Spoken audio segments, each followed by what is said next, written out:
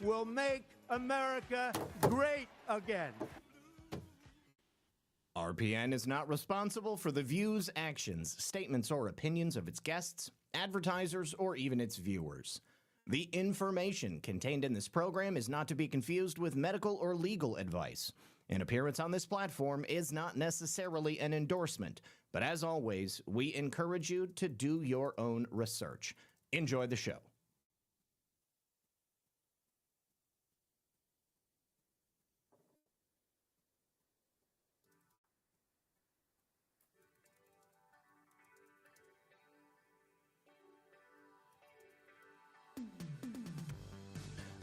Good evening, everyone. And of course, welcome back. Yes, my friends, to another very exciting episode of Red Pill News Live. Hope you guys are having a lovely day. It was kind of a slow news morning, but not long before I went live, we got a couple of big updates. First of all, we have a jury verdict in the Karmello Anthony murder trial. We also have protests and riots kicking off all over the UK. And of course, we have criminal referrals dropping late yesterday from J.D. Vance for Keith Ellison and Tim Walz. So we are going to get into all of it.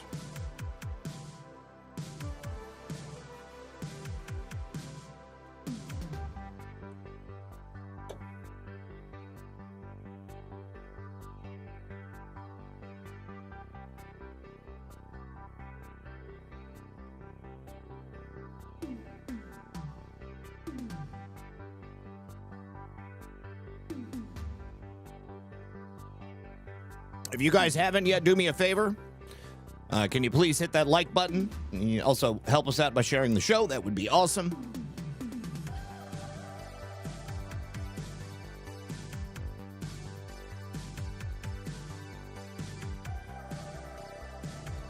And get ready for the show. Sit back, relax, and grab your popcorn, because we're going to be right back after this. Recently, the U.S. Department of Energy announced $2.7 billion in contracts to restore domestic uranium enrichment capabilities. So here's the reality. The U.S. consumes over 50 million pounds of uranium every single year, but we produce less than 1 million pounds domestically. That leaves America 98% dependent on foreign suppliers for our supply. It's a critical vulnerability for national security, power generation, and advanced weapons systems. With Russia controlling much of the global enrichment capacity and escalating tensions in Iran threatening nuclear supply, the stakes could not be higher, which is why the White House has made it crystal clear. America must develop its own supply chain. And this is where Kirkstone Metals comes in. They trade under KSM in Canada and KSMCF in the US. They've got decades of uranium and junior mining expertise, and Kirkstone's leadership team knows how to turn exploration projects into real value. But the question is, can they do it again? Kirkstone controls two 100% owned uranium projects strategically located in the Athabasca Basin. This is the richest uranium district on the planet. And at their flagship Key Lake project, drilling has already hit high-grade uranium right near the surface, but the team truly believes the real prize lies deep underground. So using a playbook based on the decade's biggest discoveries, they're hunting the massive source below. So let's talk about the Athabasca Basin. It's home to multi-billion-dollar names like NextGen Energy and Denison Mines. The Athabasca Basin has delivered over 20% of the world's uranium discoveries, with an estimated $200 to $300 billion worth of uranium identified in the ground, and yet Kirkstone is still sitting at a market cap below $12 million. That's an enormous disconnect between what's found in this district and how some companies are valued today. On January 14th, the U.S. administration reinforced their commitment to domestic energy security, invoking Section 232 via an executive order. It's a formal declaration of resource independence. It's a mandate. Energy security is now national security, and the U.S. government is deploying its full fiscal and regulatory tools to secure the nuclear fuel cycle in North America. Kirkstone Metals is strategically positioned to capitalize on this shift. Now, uranium prices have surged, and some analysts project prices could exceed $100 per pound by 2026 as demand outpaces supply. Federal momentum has already begun to translate into dollars on the ground, including billions in planned funding for domestic uranium enrichment capacity. The sector is entering one of its most active drilling seasons in years, and with its flagship drill program approved, Kirkstone has exploration underway, and they're advancing with a focus on execution. Some companies operating in the district are valued at over $10 billion, and with the U.S. pushing for domestic uranium, Kirkstone could potentially become a leading beneficiary of the reshoring mandate. So if you want to learn more about this critical mineral story and about a team that has delivered big results in the past, check out the link in the description. And a very special thanks to Kirkstone Metals for making today's video possible. All right, welcome back, everyone. Thank you so much for joining us. I have several things I need to say. First of all, Principled Enigma says, God bless you and yours and Lisa's efforts today to present the truth, no matter how hard it might be to deliver. Consider this a $10 challenge to the viewers. Thank you so much, Principled Enigma. I appreciate you. Darla, also with a can, says, good afternoon, Zach and Lisa. I pray soon we can actually send these swamp rats to prison. Gallows is what they deserve. You're not going to get an argument from me on that one. Very quickly, let me do a refresh on Twitter so that I can make sure it's working. Yes, it is. It looks like everything is working today. If anybody is over there on Getter, let me know that you can hear the audio. I figured out a workaround that will not bog down my system. Yesterday, I went and looked at the video after I had completed the show, and I saw that the audio and the video were not synced up. Now that's not happening because I'm not streaming from OBS. I'm actually streaming from StreamYard, which solves a whole bunch of other problems. So, anyways, like I said in the introduction, Karmello Anthony, F around and find out. Better not do murders, otherwise you might get convicted of murder and find yourself sentenced to life in prison. That is exactly what has happened to this young man. 17 years old at the time that he stabbed Austin Metcalf in the chest with a 5-inch blade for the serious crime of asking him to please not hang out in the tent at a school that he did not attend. This is unusual, to say the least, but unfortunately, in today's troubled cultural landscape in which we live, it's something that we see all too often. So the jury did not even take very long to deliberate, and the judge and the prosecution had even told the jury that they could find Karmello guilty of a lesser charge of manslaughter, which would mean that he didn't intend to kill him. But I guess that after the jury heard the testimony of both witnesses for the defense and for the prosecution, which all seemed to indicate that Karmello knew exactly what he was doing, he reached his hand into his bag. He was challenging Austin Metcalf to force him to leave. And as soon as Austin laid a hand on him, he didn't hit him. He didn't shove him to the ground. He merely put his hand on his shoulder and tried to push him out of the tent. That was all it took for Karmello Anthony to chimp out and stab Austin Metcalf in the chest, directly in the heart, with the 5-inch blade that he had hidden in his backpack. Why in the world would you bring a 5-inch blade to a track meet? You're not going to be cutting up any deer meat. You're not going to be slicing open pieces of bacon. You're certainly not going to be eating a steak while you're sitting there under the tent or running on the track. No, the only reason that you bring a knife like that to a track meet is if you're hoping that you're going to have the opportunity to stab somebody with it. And I think that's exactly what Karmello wanted to do. He saw Austin Metcalf. He said, I have more rights than any of you here. And if you think that I shouldn't take advantage of something your school provided for you, then you're going to have to physically remove me from the situation. And in doing so, he got an opportunity to kill a white boy. And I'm really, really sorry for Austin's family. I'm sorry for all of the people on Austin's team, the young men that had to watch him bleed out, his twin brother who had to hold him in his arms as Austin's spirit literally left his body. Karmello Anthony immediately dropped the knife, ran away, tried to blend into the crowd, and when he was caught by the police, he didn't even try to pretend that he didn't do it. I guess that must be what a sub-70 IQ does for you. First, you want to go ahead and pretend like you didn't do a murder, and then as soon as the police catch up with you, you say, no, yeah, it was me that done the murder.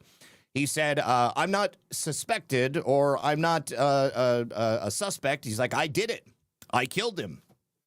And he was like, but it was self-defense. It was self-defense. He put his hands on me. You know, one of the funny things about self-defense is that it has to be proportional. The amount of self-defense is directly proportional to the attack that you are receiving. Now, if you're sleeping in your home in the middle of the night and 3 youths bust in, slam open the door, kicking it in, and you're sitting there in your armchair and you just so happen to have a 9mm and you plug them all, well, that is totally appropriate because those people broke into your castle. They came into your home, catching you unawares. They could have done anything to you and your family. In the moment, there is no time but time to protect yourself. Now, in this instance, Karmello Anthony was directly challenging Austin Metcalf. He told a bunch of these people, all of them were like politely, hello, sir, could you please leave? This is not your school. This is our tent. This is where our team comes together to have private meetings about what we're going to be doing on the track and field day. Karmello Anthony was like, you know, make me. Like the typical type of like annoying young bravado that you see among certain cultures in the United States of America. It's disgusting. So anyways, Karmello Anthony, guilty of murder. He faces life in prison. And Austin was only 16. I think that's important to mention. He might have been a little bit bigger than Karmello, but he didn't do anything to warrant being murdered. Certainly not being murdered. All right. So Karmello faces between 5 and 99 years in prison. It's essentially a life sentence. I don't know if they are going for the death penalty because he was 17 years old at the time that the murder was committed. And I also don't know if GoFundMe is going to request any of that $1.3 million back that he and his family got. Certainly, I think that his family is going to continue to grift off of this tragedy for as long as they can, because I guarantee you guys, this is the new O.J. Simpson. The black community in Frisco, Texas is rallying around Karmello Anthony. I've got a couple of clips that just are going to boggle your mind. Anyways, apparently when Karmello was found guilty, read off by the judge, he broke down in tears. Let's go ahead and hear. I think this is Jonathan Turley on the phone. He was present in the courtroom. In the fatal stabbing of 17-year-old Austin Metcalf. This case obviously has drawn national attention since it happened last year. Paul Morrow, your reaction? Well, under the facts that we know, this seems to be the correct verdict. I mean, let me point something out that I felt set the tenor for the defense right off the top. In his opening statement, the defense attorney made a statement that Karmello felt in fear because the Metcalf brothers surrounded him. That was in the opening statements almost as a justification for what he did. And those of us who follow this. All right. So, yeah, this kind of confirms what I was thinking. Edgar Friendly says he cannot get the death penalty. That was what I thought I had remembered. And he also cannot get life without parole, which I think is why they are posing life as 5 to 99 years in prison.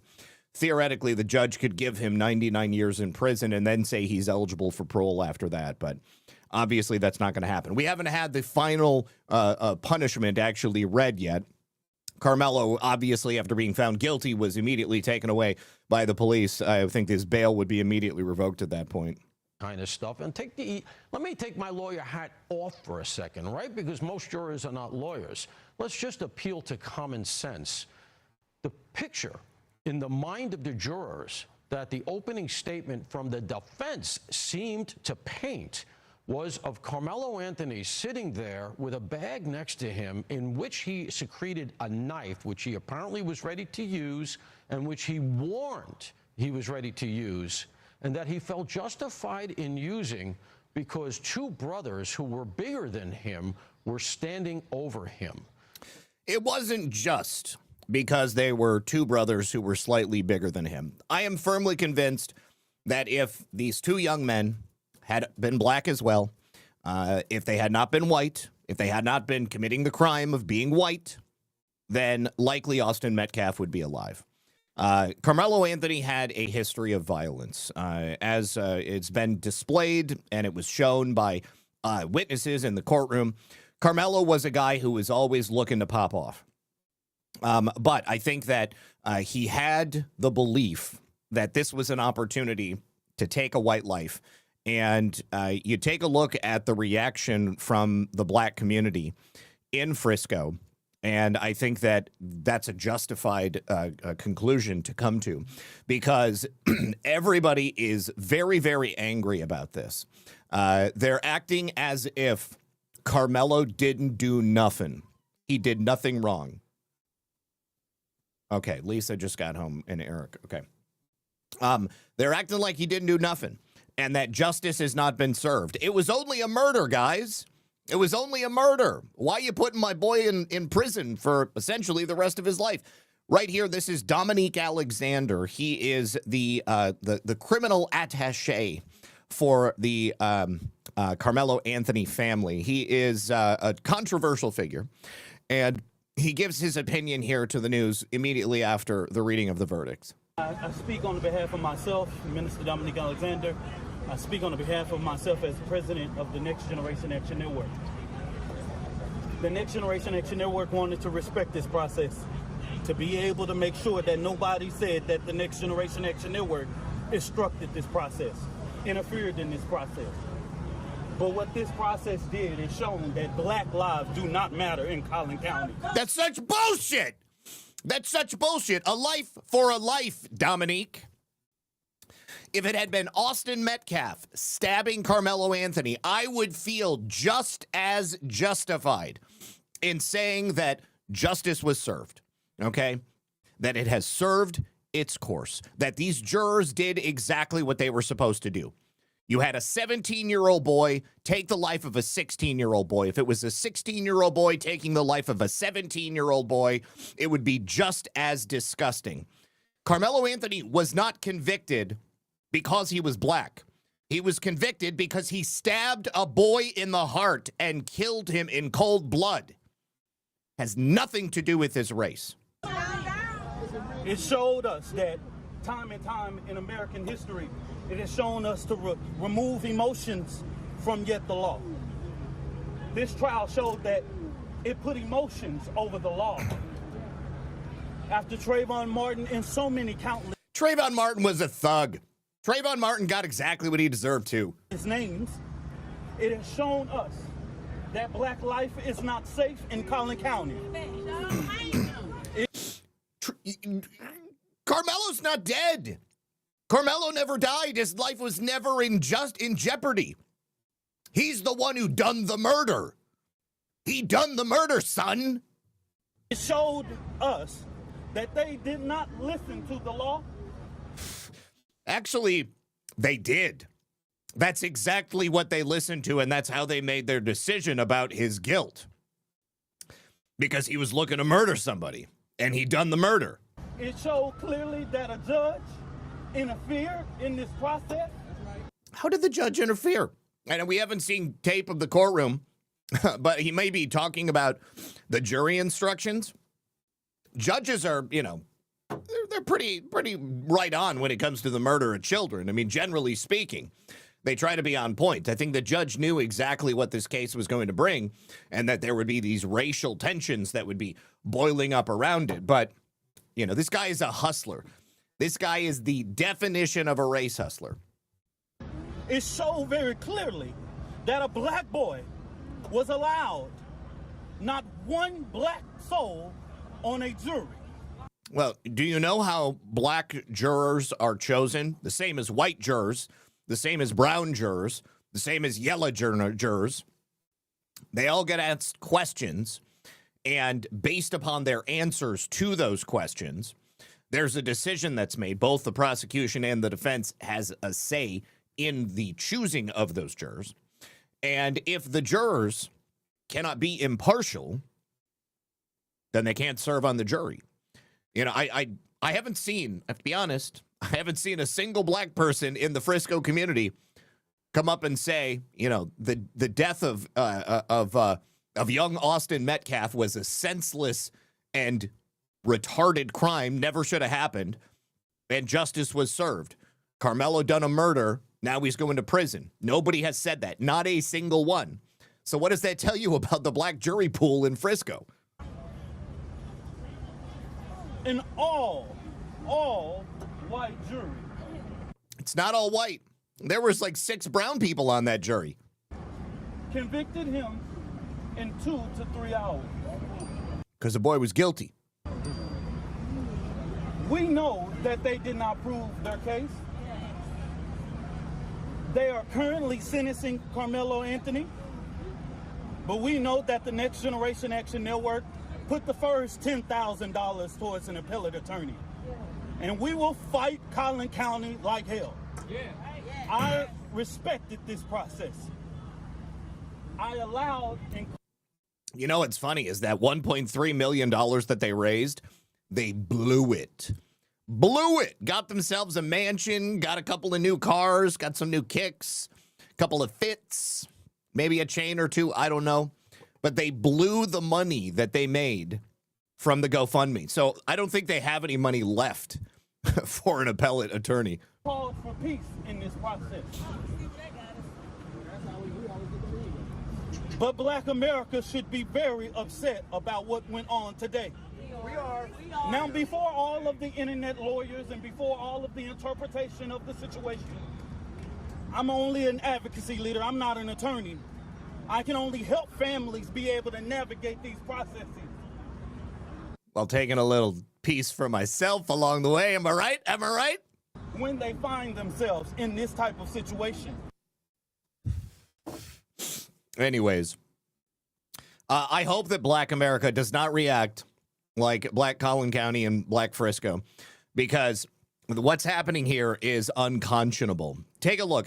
This is the reaction of an actual attorney on court TV. He's incredulous when the verdict is read, because apparently he thinks, you know, killing while black is not really a crime either. I mean, I'm questioning the jury. I'm asking them, how did you reach your verdict? How did you reach it so quickly? What happened? It was a 4-inch knife. He used it one time. It was a 4-inch knife. He used it one time.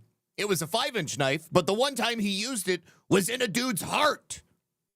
You can't get stabbed in the heart and expect to come back with no damage, okay? Like, that's how you kill someone. This guy. He was pushed. I'm not saying that it was right, but what are you doing? How did you get this verdict? I'd want to know. My whole identity as a defense attorney would be in question, right? I'm questioning my identity right now, and I have nothing to do with this case. How could you come back like that? I would be enraged. I'm enraged right now. This is very upsetting. And then on top of it, to compound it, this dumb judge didn't allow cameras in the courtroom. What was your wisdom? What were you thinking? How you put on a robe? Are you that much of an imbecile that you won't let cameras in the courtroom in a case like this? This is not a rape case. This is something different. This is something that's clearly the whole community is enraged, and you knew that before the trial started. So I mean, this is very upsetting. You can see. I mean, yeah, of course it's upsetting. We had a 16-year-old boy get stabbed in the heart. Anyways, 4 inches, 5 inches, tomato, it's still a blade, and it's still deep enough to get into your heart. Now, this one right here, this is awful, man. Okay, so this mother standing outside, supporter of Karmello Anthony, she says, "What do I tell my boys? What do we do now? How about don't do murders, son?" What do you want us to do? What do you want us to do at this point? What? I'm lost for words. I don't know what to do. I got 5 boys. I don't know what. I ain't got nothing to tell them no more. You can't walk away no more. No. That's exactly what he should have done. He should have walked away, but he didn't walk away. He stabbed someone in the chest and killed him in cold blood. That's what you tell your boys not to do. Tell your boys, be good boys. Be polite. Don't go stabbing innocent people in the chest for no reason. Rest in peace, Trayvon Martin. Let me ask you this right now. Trayvon. Invoking the name Saint Trayvon. Saint Trayvon. Okay. Let me say thank you so much to Lee Walden. Lee says, "Ahoy, Zach and Miss Lisa and crew. Hope all is well in the world of woo. We are ready for the rebirth of our republic. It's going to be rich. It's going to be the ride of our life. Lots of chills and thrills." Already there. Surter says, "Notice he didn't bring up Floyd. He was the grift that exposed the grift." Misfit Angie says, Zach, I love your passion. Challenge accepted. FYI, I have Bureau of Election training in Michigan for clerks and deputies tomorrow. Anything you feel I should ask them? Oh gosh, I'd have to think about it. But you know, I guess Bureau of Election, I would want to know about the review process. Like, I mean, you know, you have like dispassionate members of both parties that are supposed to be present to be witnessing the elections and how they're being undertaken.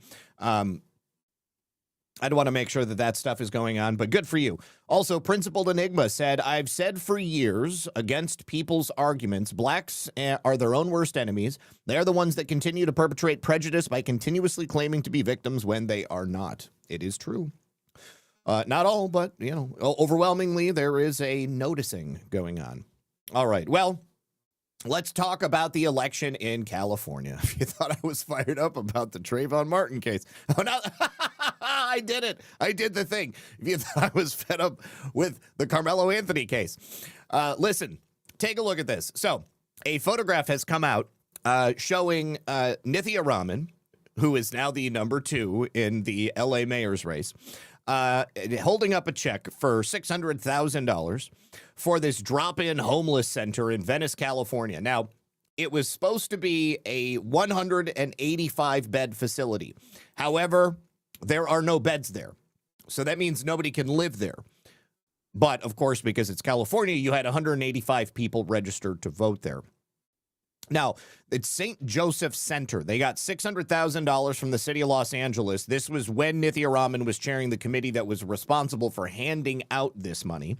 And if you look across the entirety of LA, 7,600 voters are registered at these homeless shelters and various service providers. And, of course, some of those addresses don't have the ability to keep people living there. There's no place for people to live. It's just an address, and people are using it to register to vote. Now, U.S. Attorney Bill Asaley has announced a federal investigation into potential voting law violations. We'll talk about that in a moment. But one resident described what happened at a registration drive at one of these locations. They asked you all the questions. They gave you a paper. You just signed it. Boom. Bada bing, bada boom. You are registered to vote. So when the people running voter registration drives are funded by the officials that those votes effect, that is usually called fraud. That's what I would call it. Here is Nithya Raman with a crew full of people handing out this check for $600,000, which undoubtedly led to people like this poor wretch on the screen ending up voting for her. There she is again, taking another glamour shot. Now, how do we know that these people voted? Well, I don't know who they voted for, but it looks like the voter turnout in Skid Row, which is like the homeless and drug den of Los Angeles, the voter turnout increased to 150% more than the last mayoral election. What do you think? What do you guys think about that? Oh my gosh. You have all of this area where people are just basically homeless on the street, shooting up, taking poops in the gutter, and they're also casting ballots. Anyways, Nithya Raman has now officially been called as the number 2 candidate. She has officially surpassed Spencer Pratt by 33,000 votes. Yesterday, she was up by 3,000. Overnight, it became 30,000 more. So this was a huge ballot dump. And, of course, it favored Nithya Raman because Karen Bass can beat Nithya Raman. Spencer Pratt, it should be noted that Spencer Pratt has not conceded this as a loss. And his last comment on this yesterday was that he's got until July 6th to continue finding ballots. But we are now 6 days past the election day, 7 days past the election day, 1 week ago. And large numbers of Democrats held onto their mail-in ballots and returned them in the race's final days, which is what they always seem to do. That explains why Bass and Raman have been doing better than Pratt's in the votes counted since primary day. Because Raman, as we saw, was trailing Pratt by about 40,000 votes on election night. But then every single time a ballot dump came in, it was more and more and more ballots for Nithya Raman. It was like before election day, and then on election day, Hardly anybody voted for Nithya Raman. But then every single ballot virtually that came in after that favored Nithya Raman. I've seen all kinds of statistical breakdowns in the pattern of votes that were coming in, done by AI, done by statisticians, done by people just casually looking to determine what is the likelihood of this type of ballot distribution coming in the way that it did. It's essentially indistinguishable from zero, which means that there's no chance in the real world that this type of behavior would be something we would expect to see.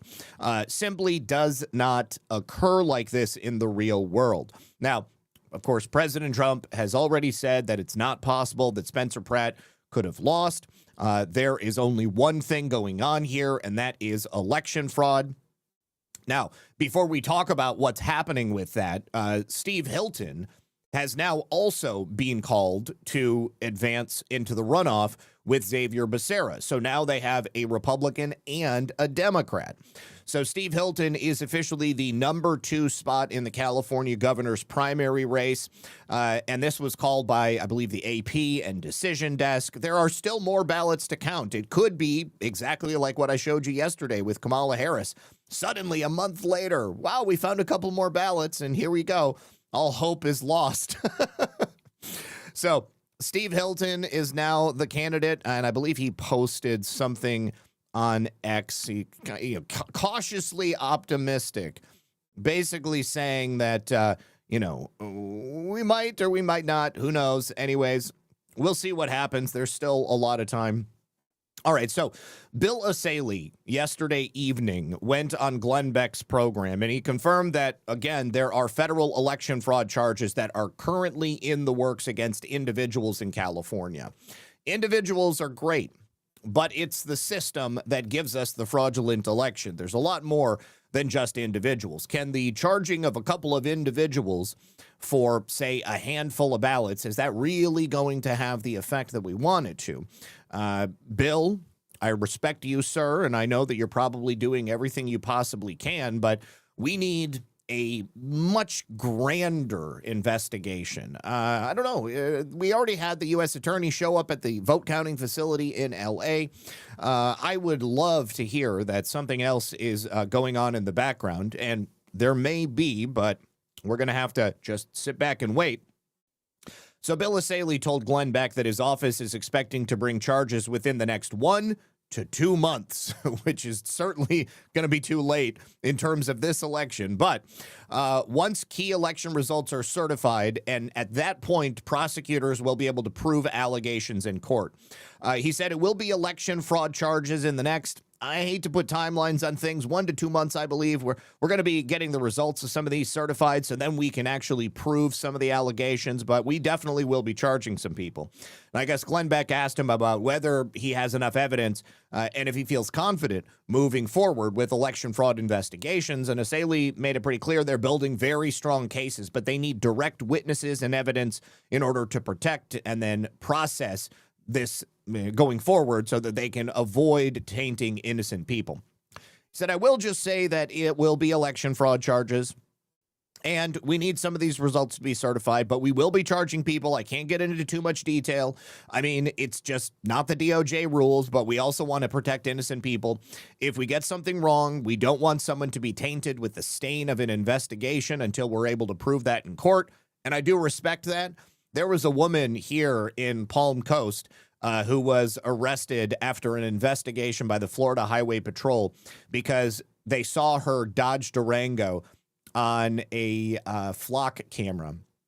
There was an accident near Daytona where a woman in a Durango had run into like a group of motorcyclists and killed 3 people, and then she drove away. And somebody at the scene said that it was a black Durango. So the Florida Highway Patrol just looked on all the flock cameras for a black Durango in the vicinity.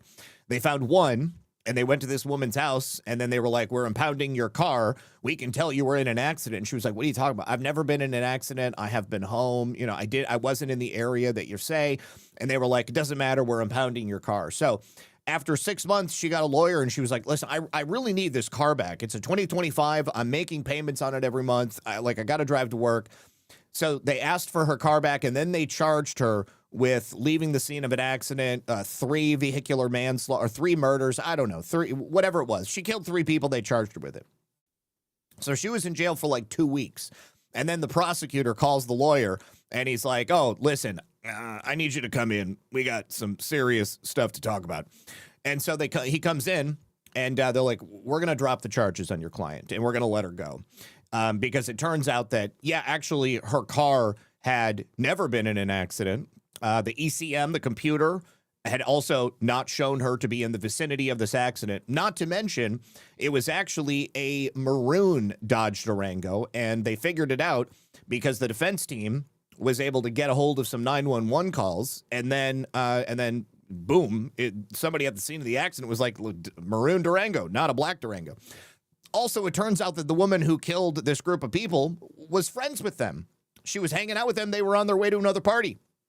So rather than hanging around and letting people catch her in the act, she decided to book out of there and head to Deltona or something like that and have her car fixed. And then, it looked like she wasn't in an accident. I say all of this to underscore how important it is for authorities to do a thorough investigation, okay? Just because you want to get somebody and prosecute them for a crime, it's not enough to just want to prosecute somebody. You got to make sure that you're actually getting the correct person, okay? Perhaps that was a little long-winded, but Bill Asaley says, I know people have theories and they have ideas, but what we need right now are witnesses. If you've witnessed anything, if someone voted in your name and you found out somebody voted for you, we want to know that. If you saw someone collecting ballots in a suspicious way or doing something odd with the ballots, we want to know about that. Those are the kind of things that we need direct evidence of right now so we can launch into deeper investigations. What about all of like those people who were working on Skid Row and were signing people up for all kinds of like petitions and stuff like that? Anyways, Spencer Pratt has not conceded yet. I'm going to hold on to that for as long as I possibly can. All right, now checkmyvote.org. This is a tool that I've told you guys about before, and I wanted to talk about them again because I think that this is highly important, but they are launching a new aspect of their app. It's alerts, basically. So this is a push notification system that's tied to their Check My Vote database. And what they do is they provide Americans with free access to verify voter registrations associated with their address. And it all uses public data. So you can sign up. You can then also sign up to receive push notifications whenever voter registration records tied to a particular address are added, removed, or modified, which allows you to make sure that nobody is messing with your voter registration information or that people aren't being registered at your address or something like that. So this is essentially based around making sure that your voter registration information is in your hands. It's particularly helpful if you have to move, like you move from one jurisdiction to another. You want to make sure that maybe somebody isn't voting in your place. So checkmyvote.org. You guys might want to check it out and let me know what you find. Trump149 says, thank you for the $50 rant. I appreciate that. We are moving to Daytona from Maryland. We've always been conservative, and we just can't take it here anymore. Got to get out of the Eastern CA.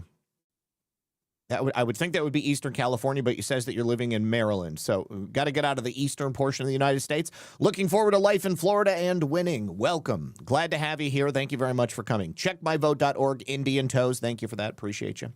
Ginger45, thank you for the can. Filter Dog says, where does the 43,000 number come from? Yes, we actually spoke about that yesterday.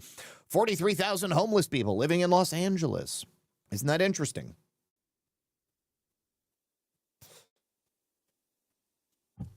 All right. Now, so the Ohio Senate has just passed a bill which will put voter ID on the ballot in November.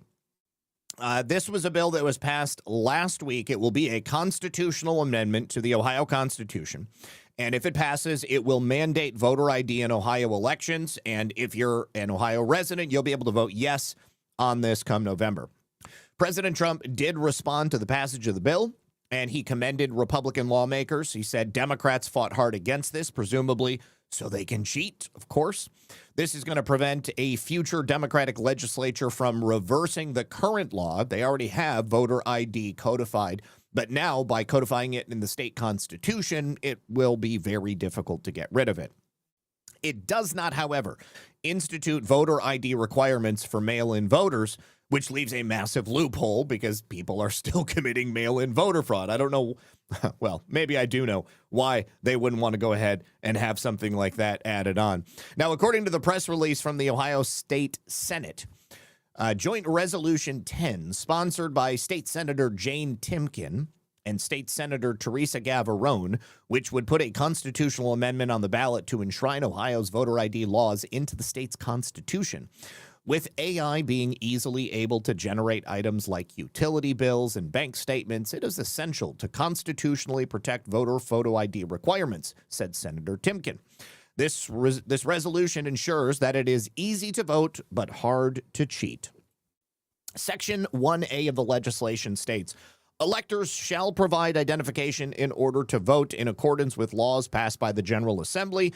Among the approved forms of photo ID are a driver's license or a state ID card issued by the Ohio Bureau of Motor Vehicles, a United States passport or passport card, a U.S. military ID, an Ohio National ID card, an Ohio National Guard ID, an identification card issued by the U.S. Department of Veterans Affairs. So this will also allow the General Assembly to authorize other forms of ID not specified in the resolution if they want to expand this in the future. Hopefully they don't do it with gym membership vehicles or gym membership cards.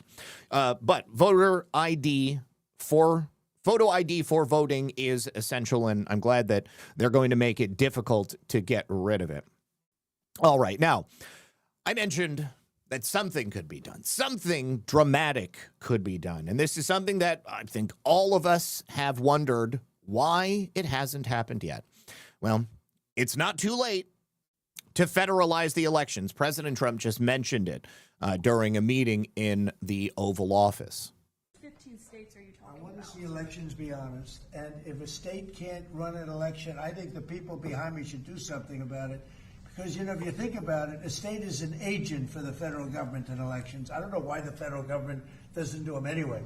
But when you see some of these states about how horribly they run their elections, what a disgrace it is, I think the federal government, when you see crooked elections, and we had plenty of them, and by the way, we had them last time, but go to 2020 and look at the facts that are coming out. Rigged, crooked elections. If we have areas, take a look at Detroit, take a look at Pennsylvania, take a look at Philadelphia. You go take a look at Atlanta. Look at some of the places that horrible corruption on elections. And the federal government should not allow that. The federal government should get involved. These are agents of the federal government to count the votes. If they can't count the votes legally and honestly, then somebody else should take over. But the Constitution says it should be states that administer elections, Mr. President. Yeah. Well, let's just have the federal government do it. Okay? Like, I would be totally in favor of that. Real quickly, before we continue with this next piece here, I do have a very brief message from our friends over here on Rumble. You guys know America is about to hit a major milestone. Our 250th anniversary, 250 years that our country has bled, sacrificed, and gotten to the point that we are today, but it is still the best country that we could ever possibly hope to live in. Right now is the perfect moment to teach your kids or grandkids about why this country matters. Exactly what happened when the country was founded, because this guide is going to send them back to the moment that the brave men who signed the Declaration of Independence put pen to paper. They did that knowing that they were risking their lives for freedom. It's going to break it down in a way that will be easy to understand. It's going to be enjoyable. It's not going to water it down or make it feel like schoolwork. So if you care about raising kids who know where this country came from, and most importantly, why it's worth preserving, this is definitely something you're going to want to grab. It is totally free. All you do is pay the $2 for shipping and handling. And to pick one of these up, you just go to freeusabirthday.com. That is freeusabirthday.com. And the Kids Guide to America's 250th birthday will be yours and theirs today because America's story matters. Let's make sure the next generation knows it. You can also use that QR code that you see on screen. Thank you very much to the good folks over there at Rumble for the continued support. All right. Now, I mentioned yesterday that Greg Bovino had opened up an exploratory committee to determine whether or not he wants to run for president in 2028. I don't know where this image came from, but I got to say, it's totally based, and I love it. I love Greg Bovino's style. He really leaned into that, like, sort of quasi-fascist thing that they were trying to claim that he was. He's an authority figure. He's a law enforcement guy, right? I love the jacket. I love the insignia. I love the fact that they have made him look like, you know, somebody who's willing to fight, and he's out there on social media, even when he was the head of the patrol commander at large under President Trump. He was still out there on social media, always fighting. So yesterday, he has confirmed that his presidential exploratory committee has begun, and he is running on a platform that is dealing with one thing: deporting over 100 million illegal aliens from the interior of the country. Because as far as Greg's concerned, and I got to say, I agree with him, this is probably the number one problem that we have. This country will never be at any sort of like homeostasis or peace as long as we have these people here clogging up the works, taking jobs, taking services, essentially committing crimes and doing whatever the hell else they do when they're here.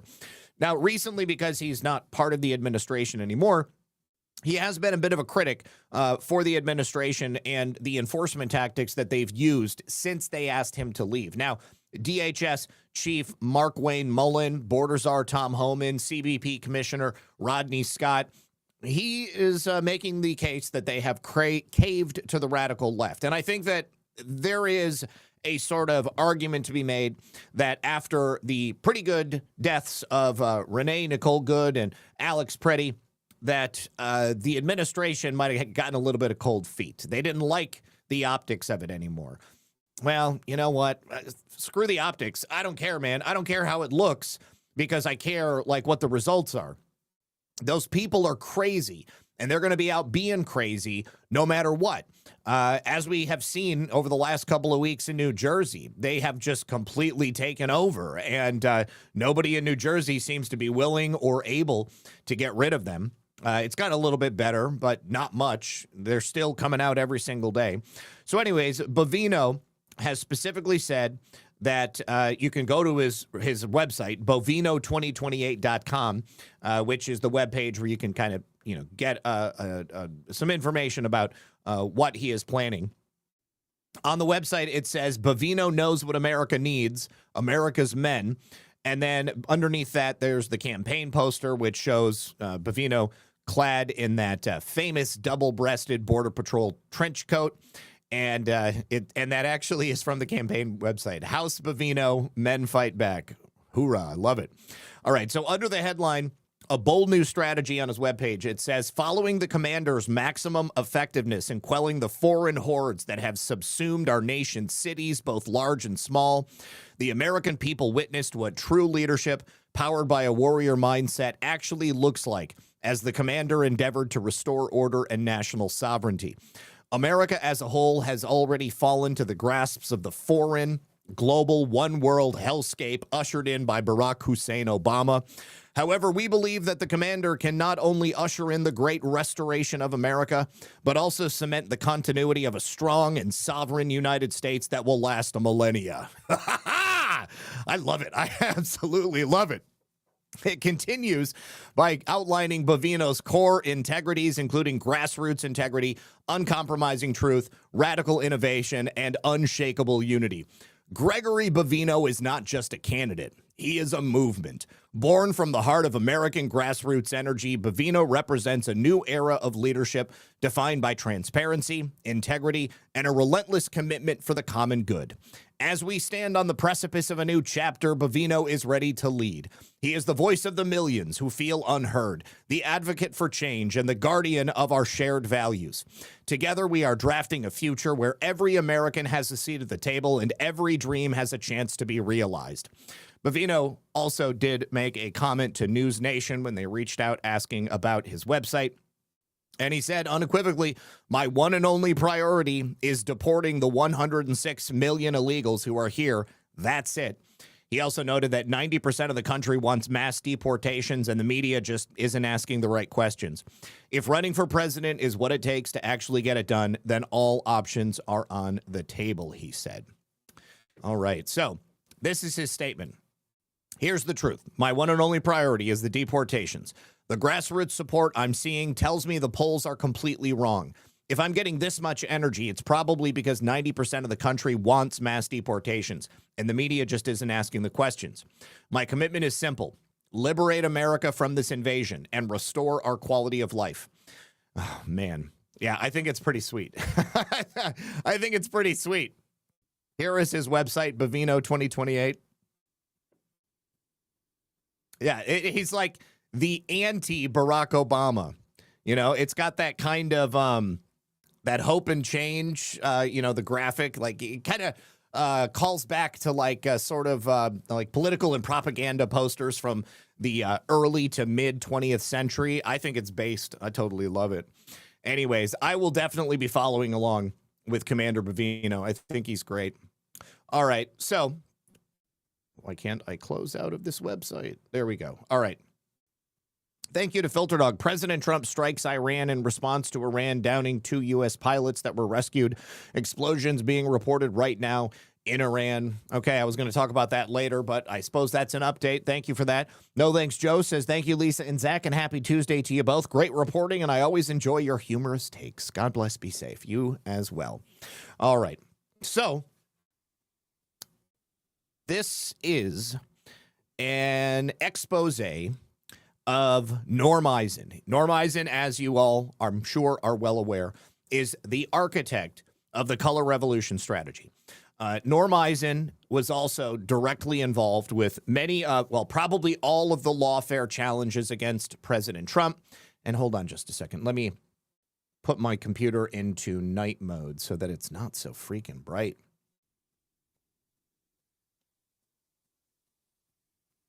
Okay, display. Night shift. There we go. Oh, that's so much better. Okay. Norm Eisen is also like best friends with the Supreme Court. John, what's his name? God, I can't even remember his name. Anyways, so Democratic attorney generals deputized private lawyers from a nonprofit run by none other than Norm Eisen, former ambassador to Obama, anti-Trump activist. These lawyers from Norm Eisen's nonprofit organization came to help prosecute supporters of President Donald Trump for organizing the alternate electors to challenge the 2020 election results. Now, we learned this, we confirmed this, because that's according to tax records and internal memos that have now been released under open records laws. Now, the relationship between the state and local prosecutors and Norm Eisen's organization, which is States United Democracy Center, SUDC, SUDC, I don't know, it raises some troubling questions about the independence of judicial decisions. We know that there is no such thing, not in modern day America. But the influence of donor-funded groups on matters of law and order is simply just the way they do things nowadays. In one of these states, Minnesota, they swore in lawyers from the SUDC. They called them special attorneys, and they had them serving at the pleasure of the attorney general, which, of course, is Keith Ellison, who is also coming up in terms of another story a little later on down the line. Now, other state and local prosecutors have also accepted advice and free work. This is coming from those memos. This is highly inappropriate for left-wing nonprofits to become the prosecutors against their political enemies. Mike Davis, a former GOP Senate Judiciary Committee lawyer who vetted federal judges for 2 decades before founding the Article 3 Project, has said, commenting on this, can you imagine if President Trump had his DOJ prosecute a bunch of people who had not done anything wrong, but just, who didn't like him, didn't like what he was doing, And he put people like Mike Davis in charge of it, or people from Article 3 Project in charge of it. The left would be up in arms. They would be absolutely incredulous. But over the last decade, you've had more state and local prosecutors who have turned to private lawyers for the prosecution of criminal and civil cases. That includes Fulton County DA Fani Willis. She hired Nathan Wade, the man she was dating, and New York prosecutors who accepted help on climate cases from billionaire Michael Bloomberg's nonprofit. Now, the arrangements have also become an issue in the courts. Former Trump lawyer Christina Bobb, friend of the program, she's been on before, a defendant from that Arizona 2020 presidential election, she asked for a hearing on the role of Eisen's group a year ago in her bid to disqualify Arizona Democrat Attorney General Chris Mays from her case. Now, the state Supreme Court has thrown out the charges for Christina Bobb, but Mays has, of course, vowed to restore them.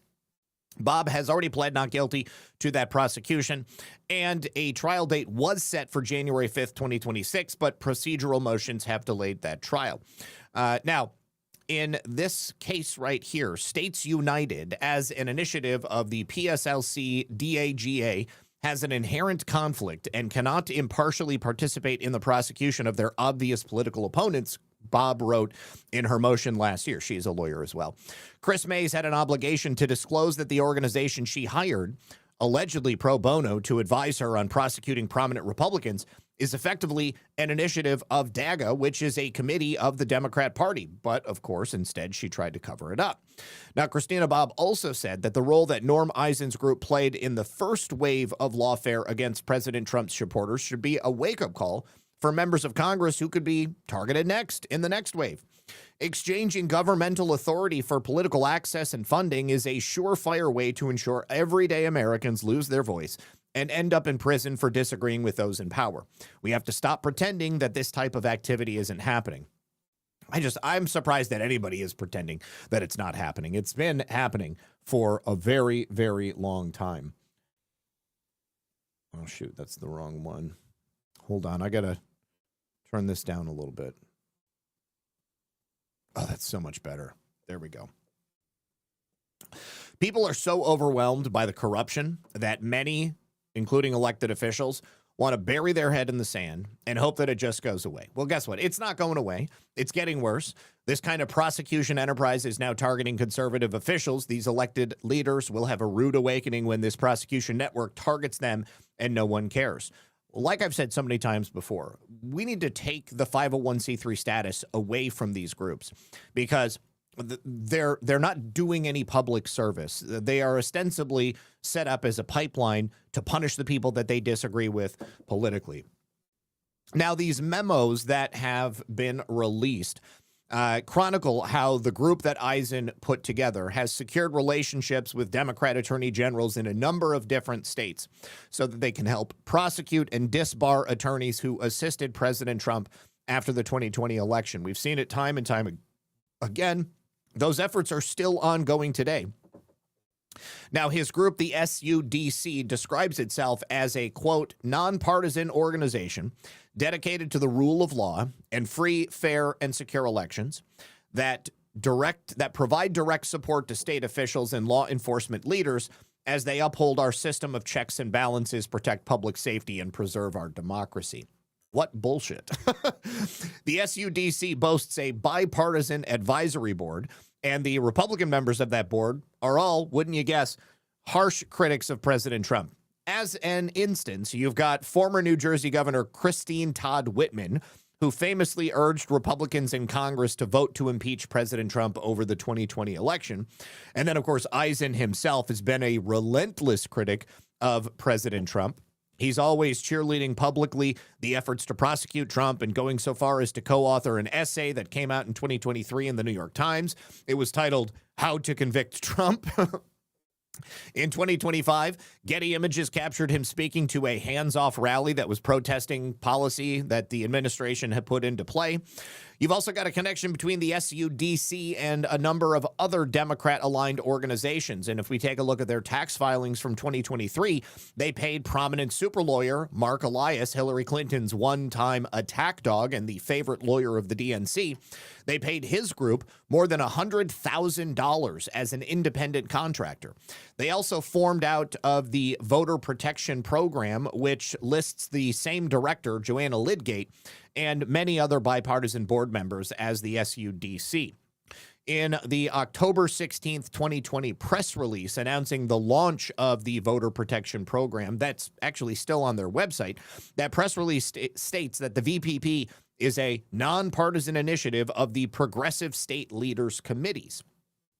Now, the Progressive State Leaders Committee's tax documents show that the compensation for officers of the PSLC is issued by Democratic Attorney Generals Association, which is DAGA, an unrelated organization for tax purposes. But the documents also state that the PSLC reimburses DAGA for the time spent on PSLC business, which includes salary and benefits for PSLC President Sean Rankin, who is also the executive director of the Democrat Attorney Generals Association.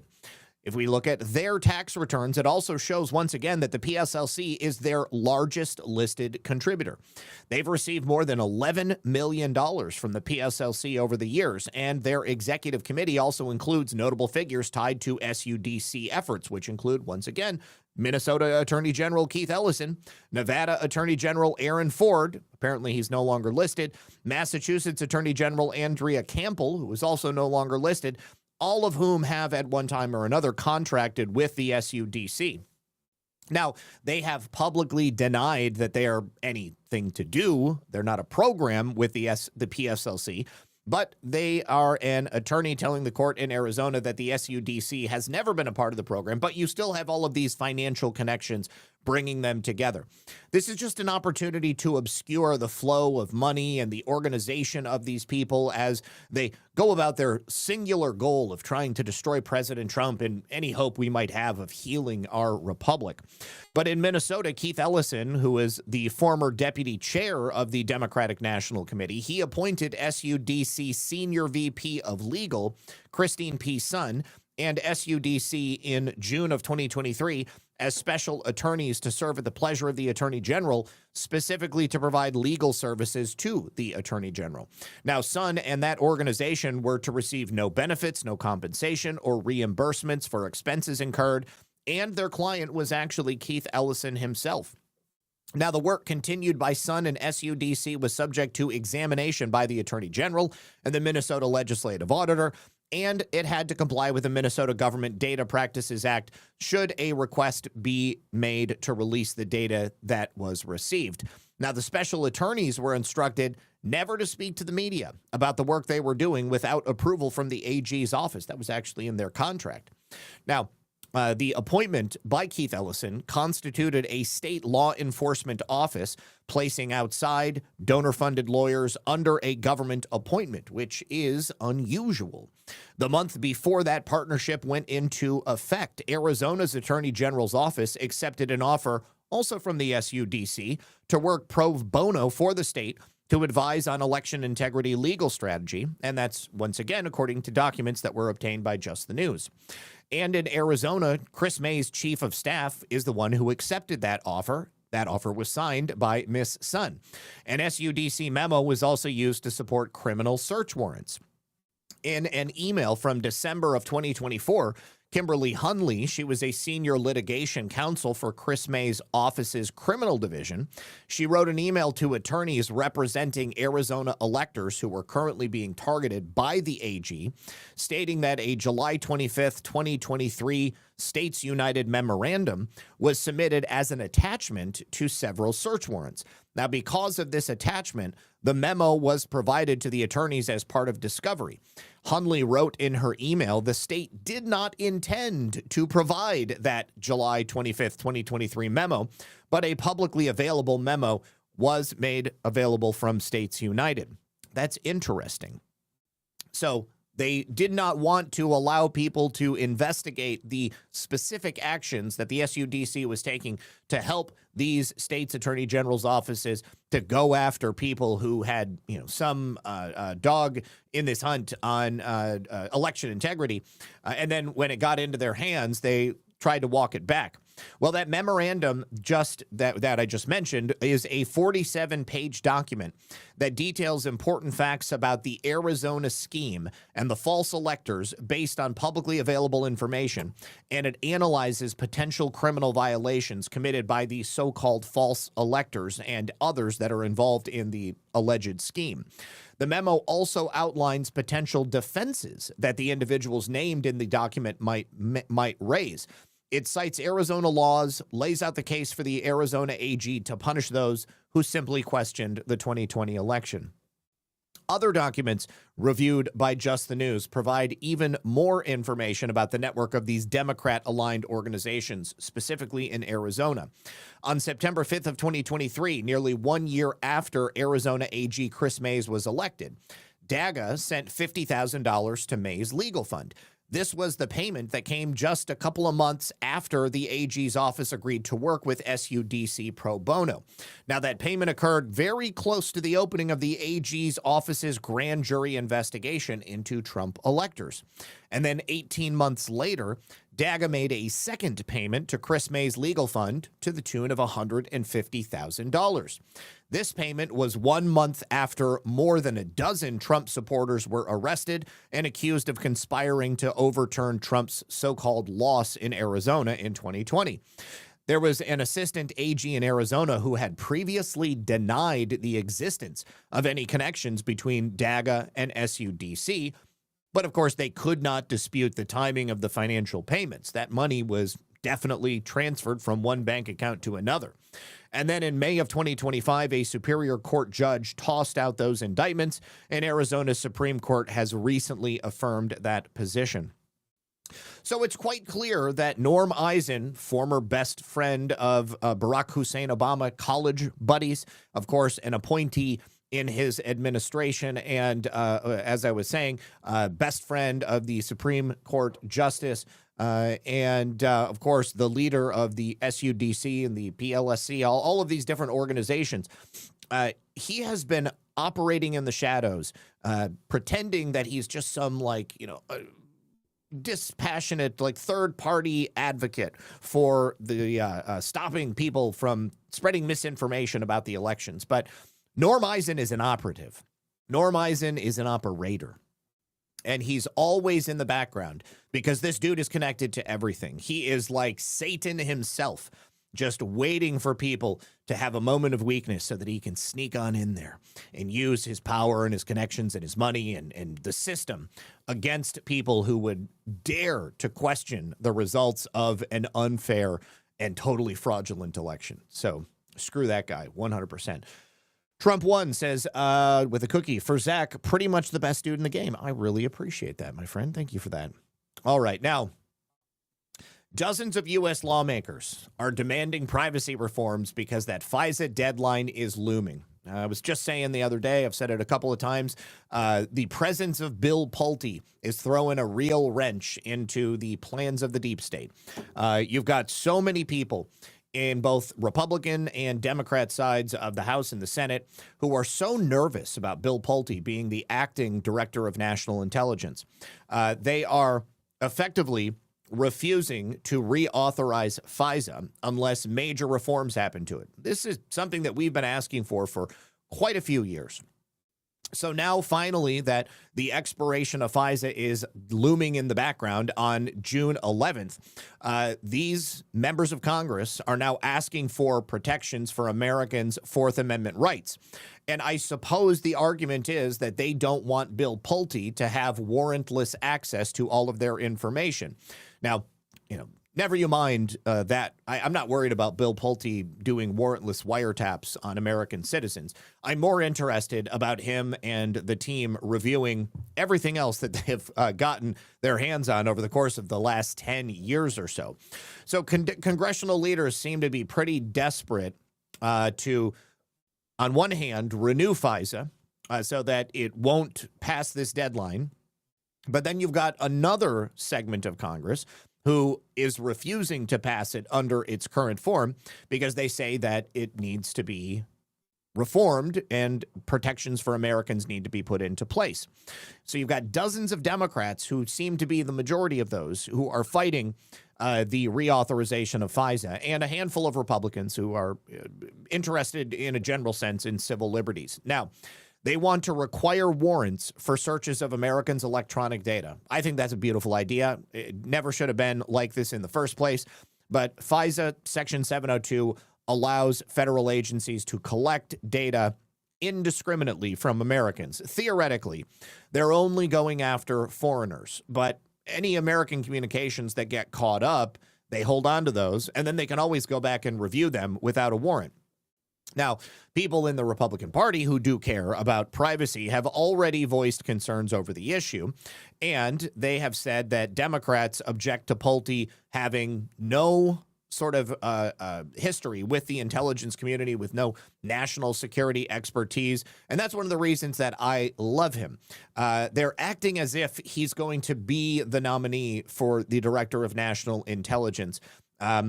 It doesn't really matter who is the acting Director of National Intelligence unless they think for some reason that Bill Pulte is going to come in, slash and burn, and tear down the House that they're so used to being protected by. To get a good faith negotiation over FISA Section 702 reauthorization, the effort to elevate Bill Pulte as the acting Director of National Intelligence should be reversed immediately. That's House Minority Leader Hakeem Jeffries. Well, that's not going to happen. President Trump can pick whomever he wants as the acting Director of National Intelligence. Tulsi Gabbard is not leaving until the end of the month. So we'll have, obviously, a couple of weeks before Bill Pulte takes over. But the real test will be to see just how badly these people freak out once Bill Pulte is the acting Director of National Intelligence. I hope Bill Pulte comes in and just tears it all down. That's what I want to see. So Ron Wyden also is the one who's basically said that Bill Pulte can't be the acting Director of National Intelligence and we can't allow him to have warrantless access to Americans' communications. What's interesting is that he said, I'll be fighting like hell between now and June 12th to ensure Congress doesn't cave and renew 702 of FISA without real reforms. Security and liberty aren't mutually exclusive, and it seems like Congress is finally starting to understand that. It is shocking for that to be coming out of the mouth of Ron Wyden. It used to be that Democrats back in the day before 9/11, they used to care a lot about liberty and civil rights, in a general sense, in terms of the Bill of Rights, they cared about protecting Americans and stopping them from an overbearing government coming down and stealing their rights and trampling all over them. And then after 9/11, everybody just kind of became the same general type of war hawk, basically. It didn't matter that they were trampling all over your rights as long as, terrorism. So not only can intelligence agencies store all of that data that I mentioned for up to 5 years, but federal agents get to do routine searches of that data without a warrant. That's called a backdoor search. It is also a violation of your Fourth Amendment. Now, in one of the most infamous cases, FBI agents scoured through the data of 19,000 donors to a congressional campaign. Those were Republicans. Tens of thousands of American protesters or those simply suspected of civil unrest have also had their communications spied upon. Those were also conservatives and supporters of President Trump. That was the Biden administration.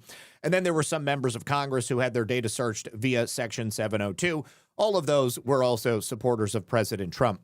So, as I stated previously, President Trump can't come out and say, oh, yeah, FISA bad. We should just get rid of FISA. He needs to make the Democrats think that, oh, yeah, FISA is a beautiful thing, even though that's what they used against him and all of his supporters, so that he can trick the Democrats, in my opinion, to force a reform of Section 702. So I'm looking forward to seeing what's happening. This is always interesting. Never a dull moment when it comes to these things. Trump won. I already read that, so thank you very much. Okay. Oh, and I think that I actually had something I needed to announce.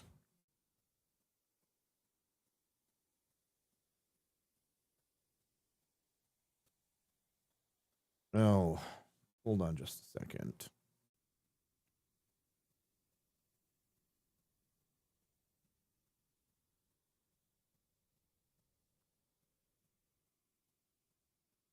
Oh, my goodness. Oh, my goodness. What is going on? Why is my lens going crazy? Okay, there we go. All right, so Revlon says the idiots in Congress have no problem with the Biden administration emptying the clown car of perverts and freaks into positions of authority. But Pulte is the problem? They're not looking so innocent. No, they are not. They are definitely not looking so innocent. All right, so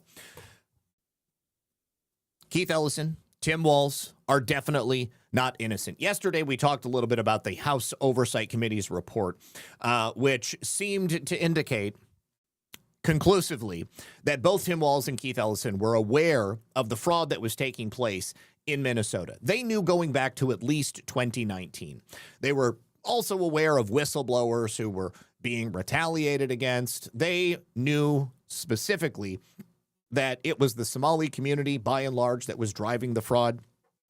And, of course, the fraud task force being led by J.D. Vance has had their own criminal investigation that is now, as a result of that report from the House Oversight Committee, turned into a set of criminal referrals for both Walz and J.D. Vance. Excuse me, both Walz and Keith Ellison.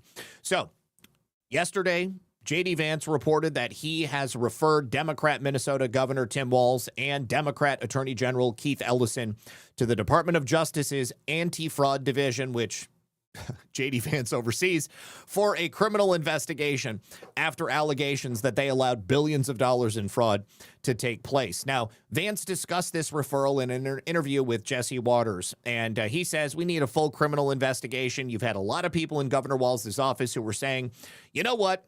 This looks like fraud. It looks like these Somali illegal immigrants are doing something very shady. All right, let's go ahead and actually hear it from Vice President Vance. This pocket-sized pressure tool is so powerful, it strips a decade of grime off concrete in 30 seconds. And he kept the money. Okay.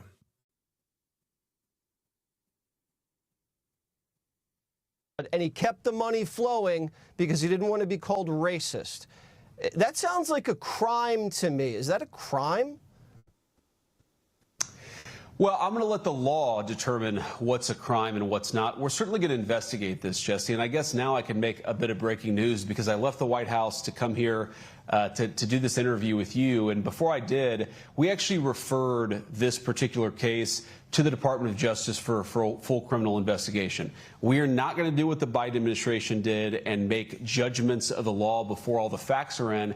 But here's what's particularly troubling about this to me is Jesse, you had people within Governor Walz's office who were saying, you know what, this looks like fraud. It looks like these Somalian illegal immigrants are doing something that's very shady. And then you had people who shut them down, who shut these whistleblowers down and said, you know, you're a racist or you're a xenophobe for asking questions about where taxpayer money is going. What that means to me, Jesse, is that clearly people weren't taking fraud seriously. Whether it rises to the level of a criminal violation, we're going to investigate it. And of course, if it does rise to that level, we're going to prosecute it. We have to.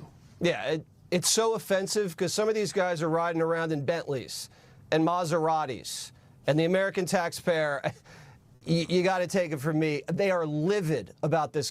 I want my Maserati. What is going on?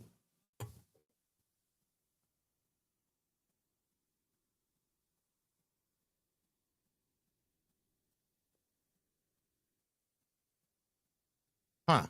I don't know what the heck is going on with my lens here. Okay. Kind of stuff.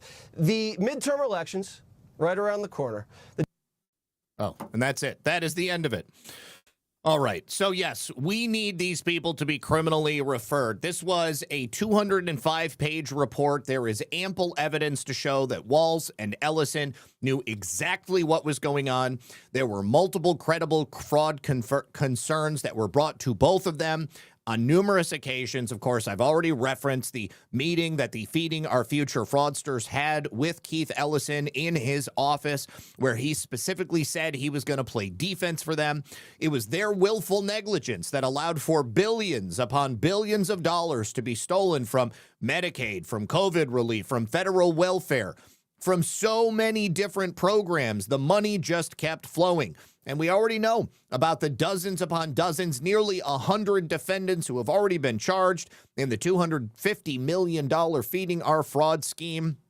The Oversight Committee says that senior officials in Walz's office and Ellison's office were aware of credible systemic fraud in DHS programs as early as 2019 and in the Department of Education's child nutrition programs by April of 2020. In the Feeding Our Future fraud case, MDE officials identified serious deficiencies, yet voluntarily continued payments for another 8 months until the FBI finally raided them. This was not required by any court order. State agencies had clear authority to suspend or stop payments to suspected fraudsters without waiting for the courts, for the FBI's to direct them, or for federal orders, but they refused to use the power that they had in their office. And officials repeatedly cited litigation threats and fear of racism accusations as the real reason they kept cutting the checks. It had nothing to do with law, had nothing to do with regulations. It had everything to do with politics. Now, the report also goes into detail about how employees who attempted to sound the alarm faced retaliation, including intimidation through regular high-level check-ins. They were threatened with surveillance and other efforts to keep whistleblowers quiet. Now, Brandon Gill, of course, months ago, had grilled Tim Walz on the retaliation tactics that were made during the March Oversight Committee hearing. At that time, Walz denied having any knowledge of the tactics, but he admitted responsibility for the massive defrauding of taxpayer dollars. I mean, how could he not? He was the guy who was in charge of the state. And Oversight Committee Chairman Jim Jordan further questioned Walz, asking him about the evidence that both he and Attorney General Ellison knew about the Somali fraud rings, but suppressed it because the Somali community in Minnesota is such a huge voting bloc. Vance has described these reports' assertions as shocking allegations about the failure of senior officials in the Minnesota government to address widespread fraud in federally funded social services programs and in the state. And he wrote this letter to the Assistant Attorney General for the National Fraud Enforcement Division, Colin McDonald, calling on him to immediately investigate. Who within the offices of Governor Walz and Attorney General Ellison were aware of systemic fraud concerns? Did they share these concerns with Governor Walz and Attorney General Ellison? We already have the answer to that, and it's yes. Did Governor Walz lie in public statements suggesting that his office was unaware of the massive fraud in Minnesota? That's a yes. Did Governor Walz's administration retaliate against and intimidate whistleblowers who tried to sound the alarm about this theft of taxpayer dollars? Yes and yes. Were Walz administration officials aware that some of the fraudulently obtained funds may have been sent to foreign terrorist networks? Probably. And most importantly, do the actions and failures to act alleged in the committee's report constitute violations of federal, criminal, or civil law? Yes, they had a duty to intervene when billions of dollars was being stolen. If state officials in Minnesota or anywhere else in the country facilitated fraud, and they did, and looked the other way while the theft was happening, if they actively prevented state and federal officials from stopping fraud and bringing fraudsters to justice, or if they intimidated and harassed whistleblowers who courageously tried to shine a light on the problem, they must be held accountable. The only way to hold them accountable is to put them in prison. Vance actually shared the copy of this letter on X, where he said, "I've referred these allegations to the DOJ's new fraud division for criminal investigation. Minnesota state officials are not above the law, and if they facilitated fraud, lied under oath about what they knew, or harassed and intimidated whistleblowers, they must face justice. Please, Jesus, make this happen."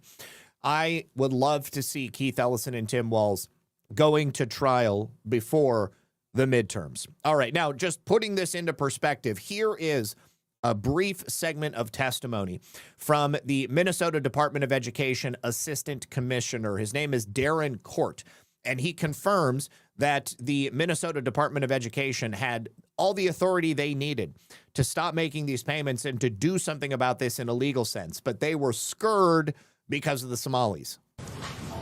And just to clarify, there would have been no way for MDE to unilaterally make a decision on terminating funds or feeding our future. I think we could have, we could unilaterally make that decision, but we just knew with feeding our future, it was going to end up in court and had the potential to be overturned. But that is to say, like, we don't need USDA's approval to proceed with termination, is my understanding of how the process works. They didn't need anybody else coming in and telling them what to do. I mean, generally speaking, it seems like when the states want to do something, they do it. But when it comes down to something that they might be considered racist, well, they can't ever take the initiative at that time. G. Fontez says, is it just me, or has anyone else had recent new Rumble troubles, such as a dark background repeatedly changing back to default white and having the sidebar expanded after any tab change or refresh? Not me. All I would say is make sure that you are that your app is up to date. I don't know if you're using it on the browser. I always use it in the browser, and it always works fine for me. All right, now, we do have an announcement from the Department of Justice as well, the Office of Public Affairs. It appears that the Justice Department has concluded that the Equal Employment Opportunity Commission's disparate impact guidelines are actually a violation of the Constitution. This is really good news. So the DOJ has issued an opinion to the EEOC that their guidelines about disparate impact liability under Title VII of the Civil Rights Act are unconstitutional. The Office of Legal Counsel has found that the EEOC's guidelines has pressured employees to engage in racial discrimination. Under these guidelines, employers could be held liable for unequal hiring and promotion outcomes among different groups without regard to the employer's likely intent, just by following these guidelines. The Justice Department's opinion for EEOC helps to implement Executive Order 14281, which rejected disparate impact liability insofar as it creates a near insurmountable presumption that unlawful discrimination exists where there are any differences in outcome in certain circumstances among different races, sexes, or similar groups. Despite trying to promote equality, EEOC's disparate impact liability interpretation under Title VII actually fosters the very discrimination their guidelines seek to address, Todd Blanche said. This opinion will now allow businesses to hire based on performance, restoring equal opportunities in the American workplace. This will also take precedence in the federal government as well. The EEOC is grateful for the thoughtful and insightful analysis provided by Attorney General Geiser and Deputy Attorney General Craddock regarding disparate impact under Title VII. Andrea Lucas, the chair of EEOC, said, "We believe this opinion will provide clarity regarding the constitutional limits of disparate impact in employment discrimination matters." So basically, in layman's terms, according to the opinion, businesses can use hiring practices that are generally related to job performance, things like aptitude tests, knowledge-based tests, criminal background checks, and SAT scores, without fear of violating Title VII simply because such practices may result in different outcomes for different demographic groups. To justify using such tools, employers only need to show that the practice is reasonable, useful, or help serve a valid business purpose. The opinion also states that people bringing a disparate impact claim must meet two requirements. They must show that the specific hiring practice directly caused the unequal outcomes that they are challenging, and they must identify another approach that would be equally effective for employers but would result in fewer unequal outcomes. This means plaintiffs must prove that the employer's method specifically caused that unequal outcome and offer a workable, fairer alternative. So that means if somebody's too dumb to do a job, then that's definitely a worthwhile reason for turning them down for it. Now, unfortunately, another District of Columbia Superior Court judge, this time Tanya Jones Bozier, who is a Biden appointee, has tossed out a breach of contract lawsuit that was filed by the Kennedy Center against jazz musician Chuck Redd.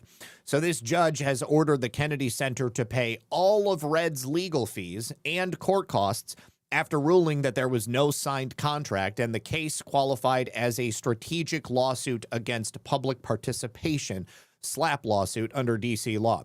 So in December of 2025, Redd abruptly canceled his long-running free Christmas Eve jazz jam after the Kennedy Center Board of Trustees voted unanimously to rename the facility the Donald J. Trump and John F. Kennedy Memorial Center for the Performing Arts.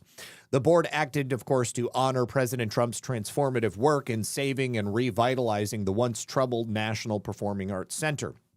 Former Kennedy Center President Rick Grinnell called the cancellation exactly what it was. It was a political stunt. So he sent Redd a letter giving official notice that we will seek $1 million in damages from you for this political stunt that harmed the nonprofit and the families who counted on the free Millennium Stage holiday tradition. Now Judge Bozier has ruled that the lawsuit itself was an improper political retribution. So Redd's lawyers have confirmed the suit has been dismissed by the judge, and he is very pleased.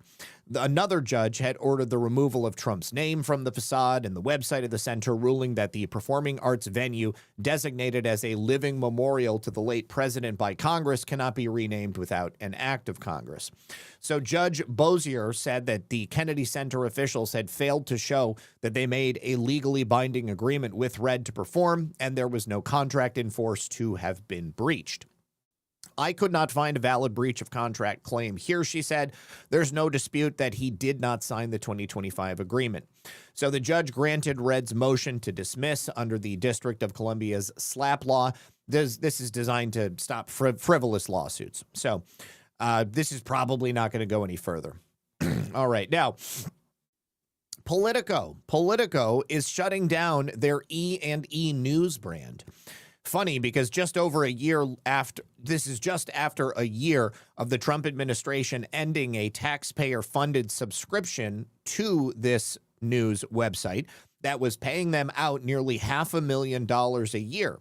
So the outlet announced on Monday E&E News will cease operations as a standalone brand, and they will instead be folded into Politico's broader energy and environmental coverage. This was a decision by the Environmental Protection Agency Administrator Lee Zeldin from back in February of 2025. He had moved to cancel the agency's subscription to Politico's E&E News, which saved $500,000 for the taxpayer.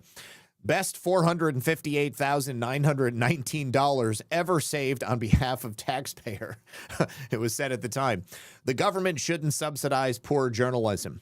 It's just a stinging indictment of the previous administration and the wasted money that so many hard-earned American taxpayers were being used to keep this outlet afloat. Lee Zeldin also announced on social media the EPA would not be renewing their membership with Politico as well, not just Politico E&E, citing the annual cost of the subscription.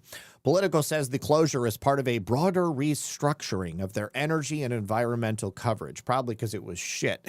Nobody read it. According to an announcement from CEO Sheikh Hol Salami, and Goli Sheikh Hol Salami and global editor-in-chief Jonathan Greenberger, the company plans to launch 2 new energy-focused newsletters later this year. Beginning in September, we are modernizing how we deliver our energy and environmentalism policy journalism and launching a more focused, high-impact portfolio of daily news and intelligence products. As part of this shift, E&E News will no longer operate as a separate brand.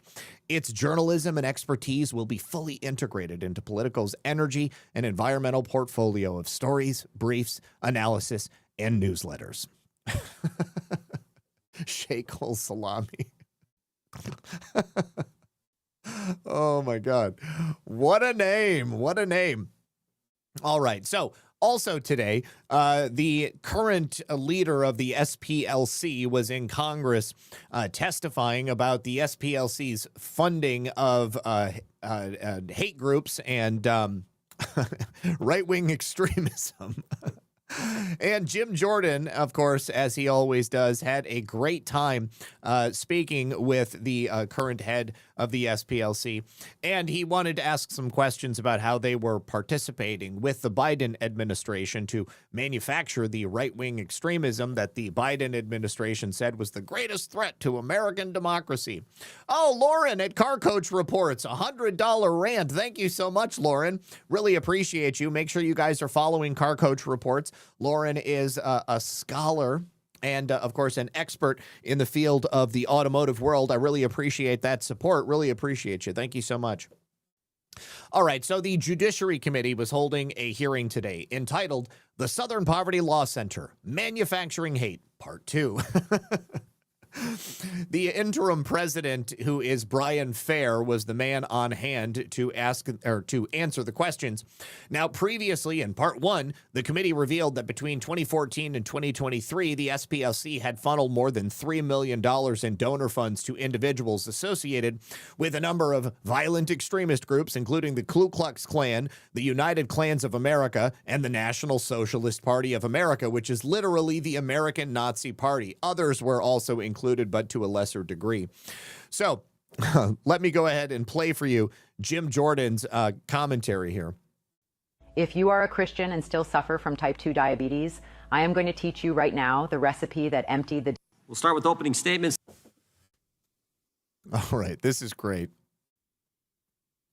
The chair now recognizes himself for an opening statement. It's always worse than we thought. The one thing we get wrong when we start these investigations, when we start this oversight, is it's always worse than we thought.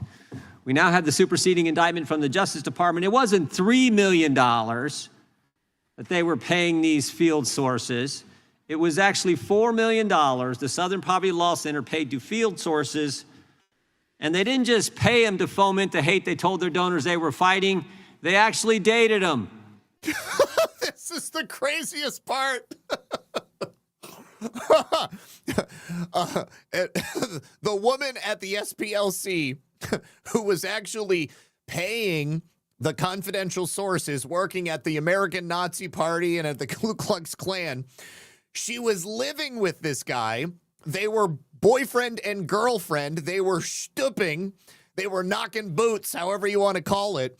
She was sleeping with a member of, I don't know, one of these hate groups. It's insane.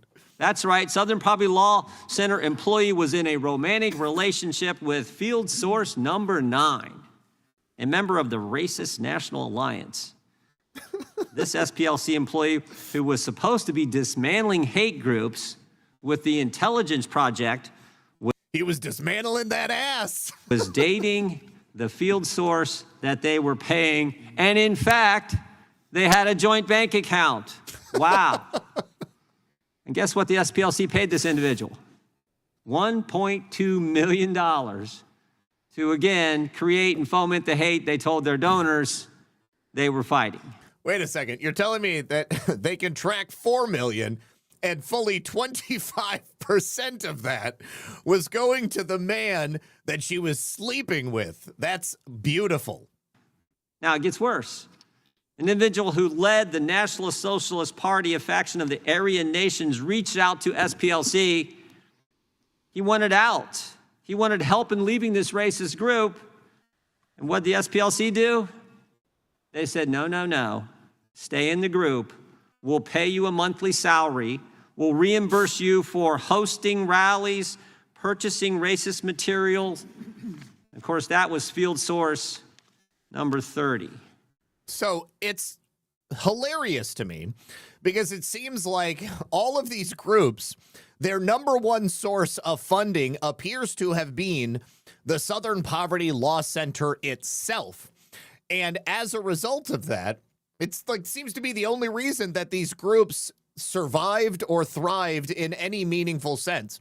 I mean, I don't know anybody who's a member of the Ku Klux Klan or the American Nazi Party. You know, there's a lot of different groups out there, but these ones are like, you know, that's who people think of when they think about, like the worst of the worst, right? It's like all the guys in hoods or the guys wearing swastikas on their arms. They are the worst of the worst. But the only reason they existed is because the Southern Poverty Law Center was paying their bills. And they were actually, living with them as well, apparently. Take a listen to this one. But the indictment says that these informants and field sources were encouraging other people to attend these hate rallies. Right. And I'm saying, okay, so you don't have to answer that specifically, but is that a good thing in general?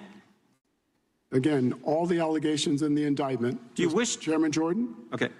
He literally cannot answer any of the questions directly because in doing so, he will incriminate himself and he will incriminate the Southern Poverty Law Center. So to be quite honest with you, I don't know why they brought him in to answer any questions because he literally couldn't answer any of them. Maybe it was just the exercise of exposing the Southern Poverty Law Center to show how little they could actually discuss. Maybe. Will be addressed. Do you wish you hadn't have done the program? You said the program was successful, helpful, but now you're stopping it. Mistakes were made. Stopped the program because we believe hate and extremism has migrated significantly online and into government agencies. So now the hate and the extremism is coming from the government, whereas previously they used to work with the government. Now, let me just posit this to you. If hate and extremism has migrated online, which it's a new phenomenon as of 2026, then why wouldn't they just pay people to go into chat rooms or to go and make accounts on Twitter? Probably they have.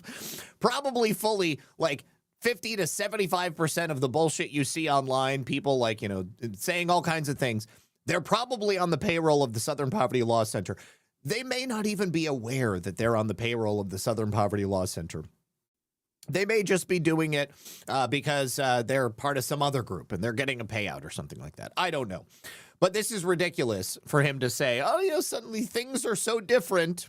There's no need to actually go to real in-person Klan meetings anymore, although there was very, very recently. But it's a totally ridiculous assumption to say that hate and racism is now the government of the United States. Such bullshit. Wow, that's big. That makes no sense. The chair now recognizes. Mr. Chairman, I've got a UC request. Oh my God, the balls on this guy. All right, now here's a little. Oh, this is actually. I think this is just no. This is Andy Biggs asking about the specifics of the sexual relationship between the SPLC informant and the SPLC employee. Again, the SPLC employee was the one who actually oversaw the field sources.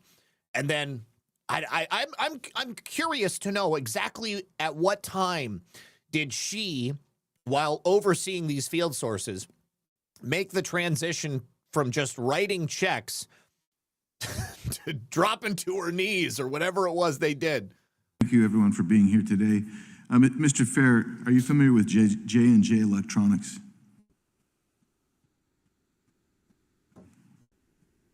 Are you familiar with Kelly's Marine? Congressman Biggs, I'm not sure that I'm familiar with them. If they are... Are you familiar with Turner Personnel?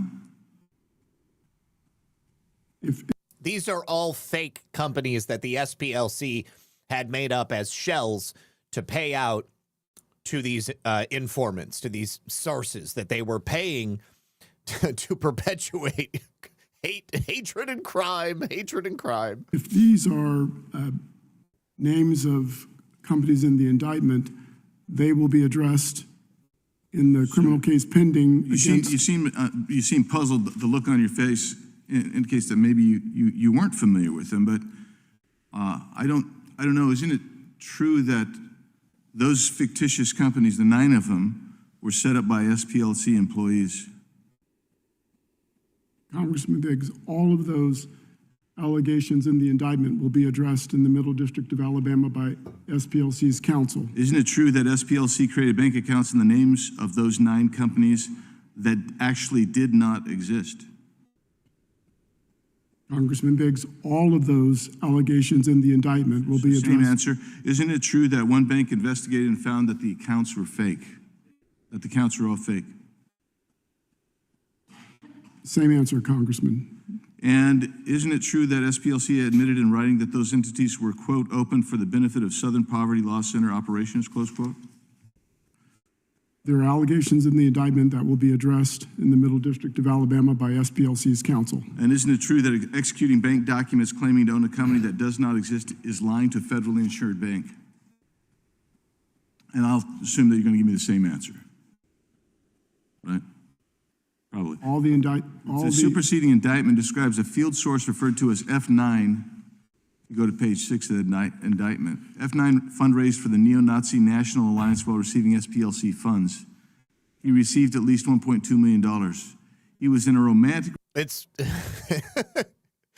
one thing to pay somebody to go to a meeting, just like bring us some information. Tell us what the racists were talking about. Tell us what these Ku Klux Klanners and neo-Nazis were talking about so that we can use it to get more donations, and then we'll infiltrate their operation, and then maybe we can subvert it because, of course, racism is so bad in America. We got to do something about these racists.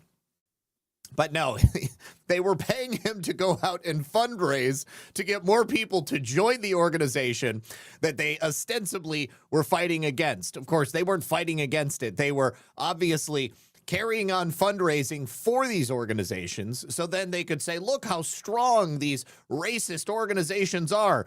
And then we need you, our donors, to give us more money so that we can fight harder against racism in America because it's so bad. Relationship with the SPLC employee who oversaw all payments to field sources. Isn't that true? That's an allegation in the indictment that will be addressed in the Middle District of Alabama. Well, I hope they address it because your employee shared a home with F9 and 2 bank accounts. Isn't that true? That is an allegation. It's probably pretty easy to prove if they've got it in the indictment and they've got her name and his name on multiple shared bank accounts. This is great. Indictment. Did you know the person who was overseeing payments to field sources? I do not know. So you didn't know that the person who's in charge of overseeing payments to field sources, which you claim was a big, important program, you didn't know that that individual was living with and sharing bank accounts with one of your clandestine sources? That's an allegation in the indictment, Congressman Biggs, that will be addressed. That individual, you didn't know that, basically, is what the look on your face says. But here's the deal. The look on my face says that all of those allegations in the indictment, Congressman Biggs. That's what your mouth says, but your look on your face says you had no idea, because the individual later became a director of your intelligence project. Did you approve that promotion?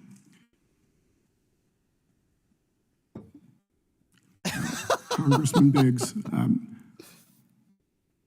I've been serving as the interim president of the SPLC since July. I don't know what time frame you're referring to, first of all, and second, all the allegations in the indictment will be addressed in a criminal proceeding where they belong. Yeah, you keep saying that. That's interesting.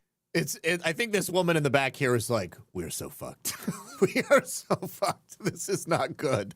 This is not going well. We've been exposed. We are the racists. It's like, oh my God. Are we the baddies? It's that one. Interesting. But there's a due process clause. You were the one that approved the promotion of that individual to become director of intelligence project, did you not? Congressman Biggs, all of the allegations in the indictment. That's not an indictment question.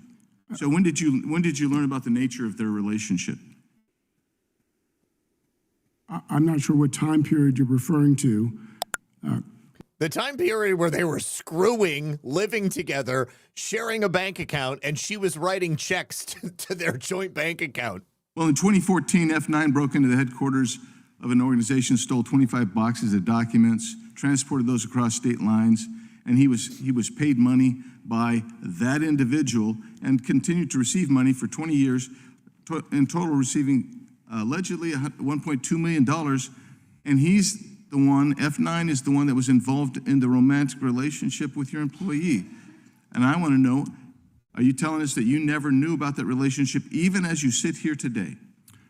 I'm telling you first that all the allegations in the indictment will be addressed in the Middle District of Alabama in the criminal case pending before that court. And I'm telling you second, I don't know what period you're referring to. Did you take any personnel action after you learned it? Mr. Chairman, the time's way up here. Oh, it's 8 seconds. Oh, boy, that's way up. Well, I'm glad you conceded that. Yeah. You're great at badgering the witnesses, but just obey the rules. We've been listening to your guys go 30, 45 seconds over. Yeah, for 20 years they were doing this. So basically, all of the supposed racism and right-wing extremism for the last 2 decades existed in the United States because of the Southern Poverty Law Center, as if they hadn't already driven enough of a wedge between Americans. They were literally fomenting and creating all of that racism. Now, Hans, are we the baddies? Hold on. Where is...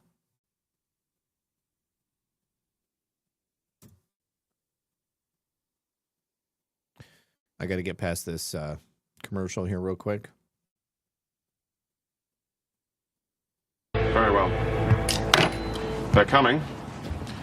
Now we'll see how these Russians deal with a crack SS division.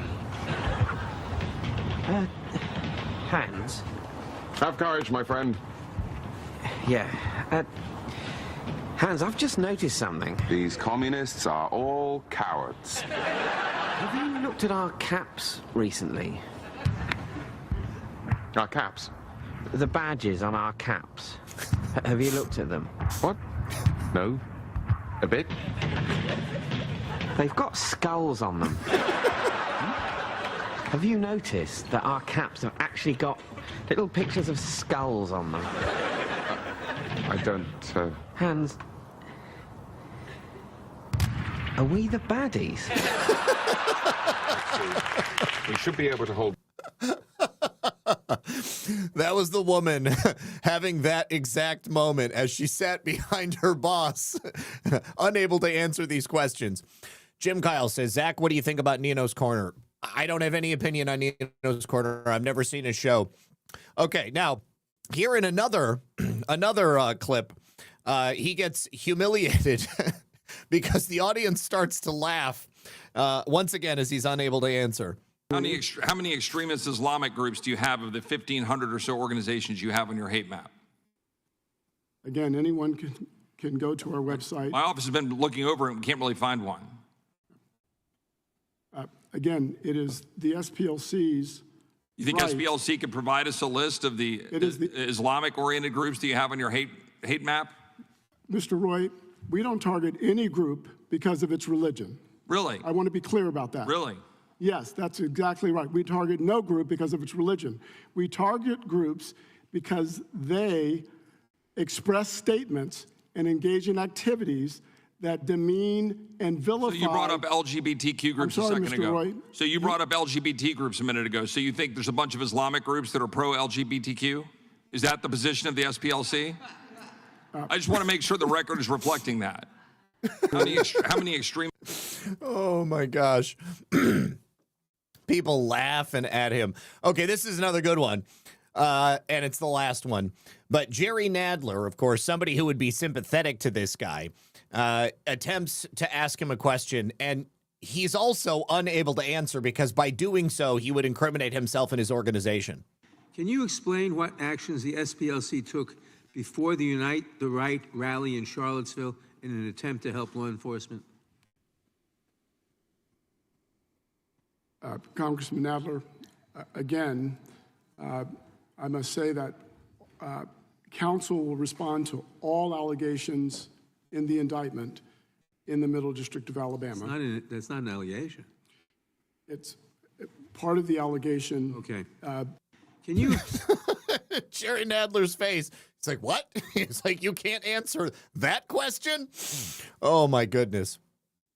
All right, you guys, before I continue, got a couple more pieces on immigration, but I also have a very brief message from our friends over here on Rumble in what is actually a local business to me. You guys, freedom and safety are often seen as going hand in hand with responsibility and proper preparation. So being a responsible owner involves a commitment to being well-trained, knowledgeable, and equipped with reliable safety gear. Protecting your household requires more than just equipment. It requires a focus on safety protocols, secure storage, and a deep understanding of local regulations. Professional training is a cornerstone of safe ownership, and comprehensive resources and expert-led courses help individuals develop the necessary skills to handle equipment safely and effectively. Whether the focus is on home defense or personal safety, personalized education tailored to specific needs ensures that safety standards are met. So joining a community that values ongoing education and rigorous safety practices is a proactive step towards responsible citizenship. U.S. Patriot Firearms is a local business to Jacksonville, and you can use that QR code on screen if you are also a local resident like myself. They've got a huge inventory, flexible layaway, and a $25 online order transfer fee. Very simple, great business. And of course, you know, I am a big proponent of the Second Amendment, and of course, safety and security is number one on my bill as well. Definitely check them out. Use that QR code on screen. Thank you very much to U.S. Patriot Firearms. Okay, now let's jump into an announcement that we have from Tom Homan. Tom Homan has confirmed that he has put together a plan to surge New York City with ICE agents. He says more ICE agents than you've ever seen are right now headed towards New York City. Now, this is obviously as a result of getting the funding put together finally for ICE, CBP, and DHS. Now, President Trump, I guess yesterday, went to New York because they were playing a basketball game.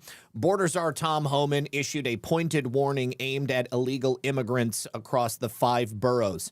Immigration enforcement is coming. Now, the administration's chief immigration official stated yesterday that the forthcoming immigration and customs enforcement surge is going to be focused on those cities' 5 boroughs in the Bronx, Brooklyn, Manhattan, Queens, and Staten Island. They're not going to be in upstate New York. They're not going to be in Long Island's Nassau or Suffolk County. They're going to be right there in the mix with Mamdani and his people. He said, I made Kathy Hochul a promise. You're going to see more ICE agents than you've ever seen in New York, and you're not going to know what's coming. I'm keeping my promise. We're going to send more ICE agents to New York because you took away the efficiencies of safe arrests in county jails. So the plans themselves specifically are being pretty held close to his chest. But according to 4 current and former administration officials, one change may be the exclusion of the Department of Homeland Security's Customs and Border Protection from the New York City operation. 2 officials have said that CBP had no plans to deploy Border Patrol, Air and Marine operations, or Office of Field Operations personnel to assist with ICE. That would be a break from how both agencies have normally worked side by side in the bicoastal areas during the DHS-waged surge under Kristi Noem. As an example, during the Minnesota deployment of ICE and CBP, you had approximately 3,000 federal law enforcement agents and officers get dispatched across the state from December 2025 to January of 2026, not including CBP personnel, and notably without assistance from former Border Patrol Regional Chief Greg Bavino. The operation is likely to draw less public blowback. Homan first described this surge about 2 weeks ago when he said that New York was going to be the next target after Kathy Hochul and the city's Democratic Mayor Zohran Mamdani had refused to let ICE take custody of illegal immigrants at county jails. Homan said he just reviewed an operational plan to send in ICE personnel, an indication the plan was not just a theory, but it's actually been worked out and it's ready to be put into action. He sat down and said that there are more than 450,000 illegal migrants who are believed to reside in New York City as of 2023. That's according to an analysis of census data from the Center on Migration Studies of New York. And ICE arrests nationwide are at just over 450,000 as of April. the state of New York has the 4th most arrests of illegal aliens since President Trump took office in January of 2025 through early March. However, arrests barely top 10,000. That's a drop in the bucket from the illegal migrant population in New York, much less New York City. And of course, they are a sanctuary jurisdiction. They don't allow local or state police to work with ICE by turning over illegals who are encountered during traffic stops or arrested for criminal charges. They also generally will not hold illegals after they post bail or bond so that ICE can come and pick them up. Under Eric Adams, he obviously was a lot more amenable to helping ICE, allowing the agents to come and pick these people up from Rikers Island. Mamdani is unwilling to reach any agreement with Homan or the White House, and as a result of that, we need to have as many ICE agents on scene as possible.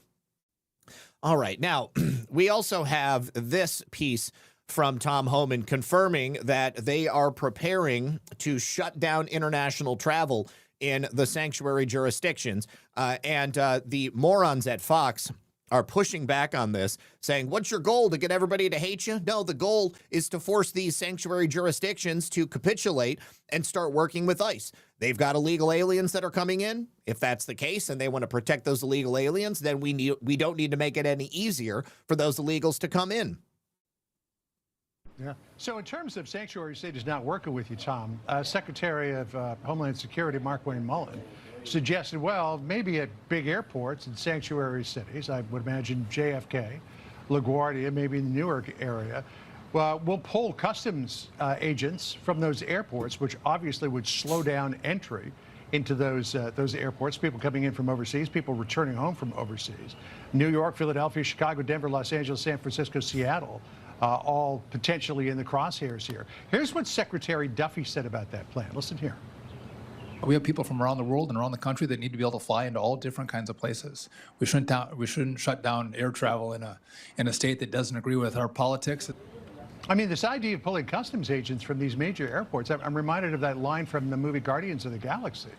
You know, what's your goal here, to get everybody to hate you? Well, look, I'm not going to, you know, Secretary Mullin came up with the idea. I know he's getting a lot of support on the Hill. My idea is send more ICE agents. Because we're forced into the streets, send more ICE agents to do that job. And people we arrest, fly them out of state because you put us in that position. I think we double down. I think we double down, too. I think that's the only thing that needs to happen. I don't care about public perception. I don't care if people hate this administration. The administration itself is not going to be running for office once again. President Trump is here, and that's it. Now, what happens when you kowtow to public perception is you get situations like what we started with, Karmello Anthony killing 16-year-old Austin Metcalf in cold blood. You have this sense of entitlement that, oh, you know, these people are bad, and so as a result of that, I can do whatever I want to them. You have the same thing happening in Europe right now. They began this experiment with allowing third world migrants to just flood into their countries, displacing and dispossessing the normal and natural people of those regions. And they have created an untenable situation. You know, there was the Henry Novak situation where a Sikh claimed that Henry Novak was racist to him, and as such, he stabbed him multiple times. And then when the police arrived, he said, ooh, this guy's a racist. You should arrest him. Henry Novak, meanwhile, is bleeding out on the pavement, saying, please help me, I can't breathe. They arrest him, they handcuff him, and when they're handcuffing him, you can tell that the man has hardly any blood left in his body. It's already spilled onto the ground. He's pale as a ghost.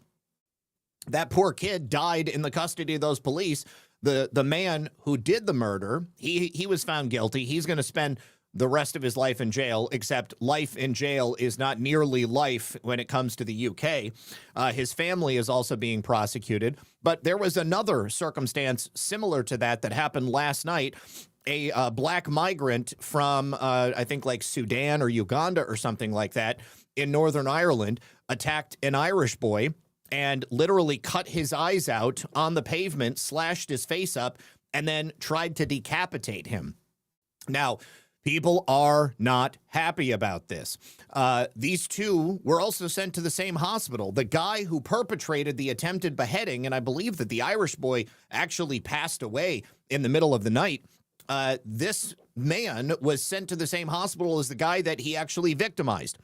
Now, Restore Britain's leader, Rupert Lowe, is demanding full transparency from police after this attack was not only perpetrated, but it was caught on video. You can go watch it on X. I'm not trying to play it here because it's brutal. It's horrible to watch. It was a barbaric attack. The people of Britain have been disarmed. They're not allowed to carry guns. They're not allowed to carry knives. But then you have all of these migrants from all of these different places around the world. They seem to have knives all the time. The Sikhs get to carry knives because it's part of their ceremonial garb. But it's like a ceremonial weapon that they can pull on you and stab you in the chest anytime that they want to. So this North Belfast incident left this man critically injured. And again, I heard that he had died, but it's not being reported in this article that he's dead. So maybe there's a discrepancy there. But people are pissed. Public sentiment is not happy with this, okay? The people of the United Kingdom have had enough. They are pushing back. They are done with mass immigration. They're done with two-tier policing. And there is a growing sense within all of the peoples of the United Kingdom that they have been failed by their respective governments. Now, this attack in question took place around 10:30 p.m. local time, and it was in Belfast, which is like the largest and also the capital city of Northern Ireland. It's one of the 4 countries that make up the United Kingdom. You've got Ireland, Northern Ireland, Scotland, Wales, Britain. Anyways. So the police service in Northern Ireland said officers responded to reports of a stabbing. They arrested this one guy and then confirmed that the other man had been taken to the hospital with serious injuries. The footage is graphic, trying to cut his head off right in the middle of the street. So immediately, people across the United Kingdom started mobilizing. Early this morning, Irish WhatsApp and Telegram groups began requesting that young men be present and ready because they were going to take back the streets tonight. And it popped off. And not only in Ireland, but all across the UK, there was an announcement that went out asking people to come out for protests in all of these cities and in everywhere that you can possibly imagine. This right here, I don't know what location this is, but this is a very similar to what's happening all over the United Kingdom. This right here is in London. I know that. The streets are just packed full of people who are protesting, waving flags all across Northern Ireland. It is getting hairy. The people on the streets, well, the police were deployed immediately, the riot police. And the protesters began pushing back on them, getting into skirmishes with the police. And you can see here, they are stopping the riot vehicles in the road, and they're trying to push people back. Things were getting thrown at the cops, trash cans, bricks, Molotov cocktails. And there are more than a few vehicles that have been set on fire. Don't know what kind of car that is. That looks like maybe a fire vehicle or something like that. And here in Belfast, a bus was set on fire. One of several, it would appear. And you can see pretty much all of the roads across the UK are shut down right now. And here, again, another scene from Belfast. Another scene from Belfast. Very loud. Multiple vehicles on fire. Police vehicles being destroyed. You know, there's barely been peace in Northern Ireland for a decade. But yeah, now things are popping off. And I have to be honest, you know, normally I'm not like, I'm not one for the destruction of your cities. But I honestly, at this point, don't think that there is any way that the politicians are going to be listening to the people any longer, because there have been a lot of peaceful protests. But the Catholics and the Protestants are coming together. They are putting their differences aside, and they're now also burning down the refugee resettlement centers. They are quite literally taking the buildings that these migrants are being housed in, and they are setting them on fire and dispossessing them. This is Glasgow. This is Glasgow, Scotland. So certainly more peaceful than it is in other areas. But yeah, you know, I mean, like we've talked about the rise of reform, the rise of Restore. I think Restore is a much better political movement. I think that Nigel Farage is kind of cucked. He seems, since he has gotten more powerful in English politics, that he has softened his rhetoric, and Reform is likely going to be taking over the British government here pretty quickly. But I think that as Restore begins running for office in more places around the country, then they're going to be a formidable foe as well. Rupert Lowe is totally based. I love that guy. And actually, I wanted to go check in with Rupert Lowe's account and see if he had any public statements that he had made. Oh, I forgot the O.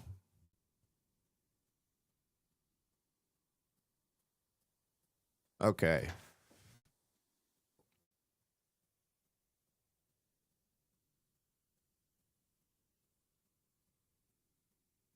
I've just watched the most horrific footage from Northern Ireland, from Belfast, of one man on top of another with a knife, obviously screaming and shouting. Some patriots effectively attempted to intervene. I don't know what has happened to the victim, but it didn't look good. I now call for the police with full transparency to disclose the ethnicity and immigration status of the person who perpetrated the attack. This is a disappointingly growing trend which is affecting all of us. It stems from immigration, largely. It stems from the fact that there's a whole industry of people who have made vast amounts of money propagating an industry called the human rights industry, which basically has fed off the back of the legal complexities surrounding human rights law. Sounds very familiar. It's exactly what's happened here in the United States as well. Now, I don't think it's too late. I think it's unfortunate that it's taken this long for anything to happen. Obviously, we've had the same problem here in the United States. I think a lot of people just kind of waited to see what was going to happen, and it's just gotten worse and worse. Now we have people who have a toehold in our country, and it's going to be more difficult to get rid of them. But the more of them that are involved in fraudulent activity, I think the easier it will be to drop them out.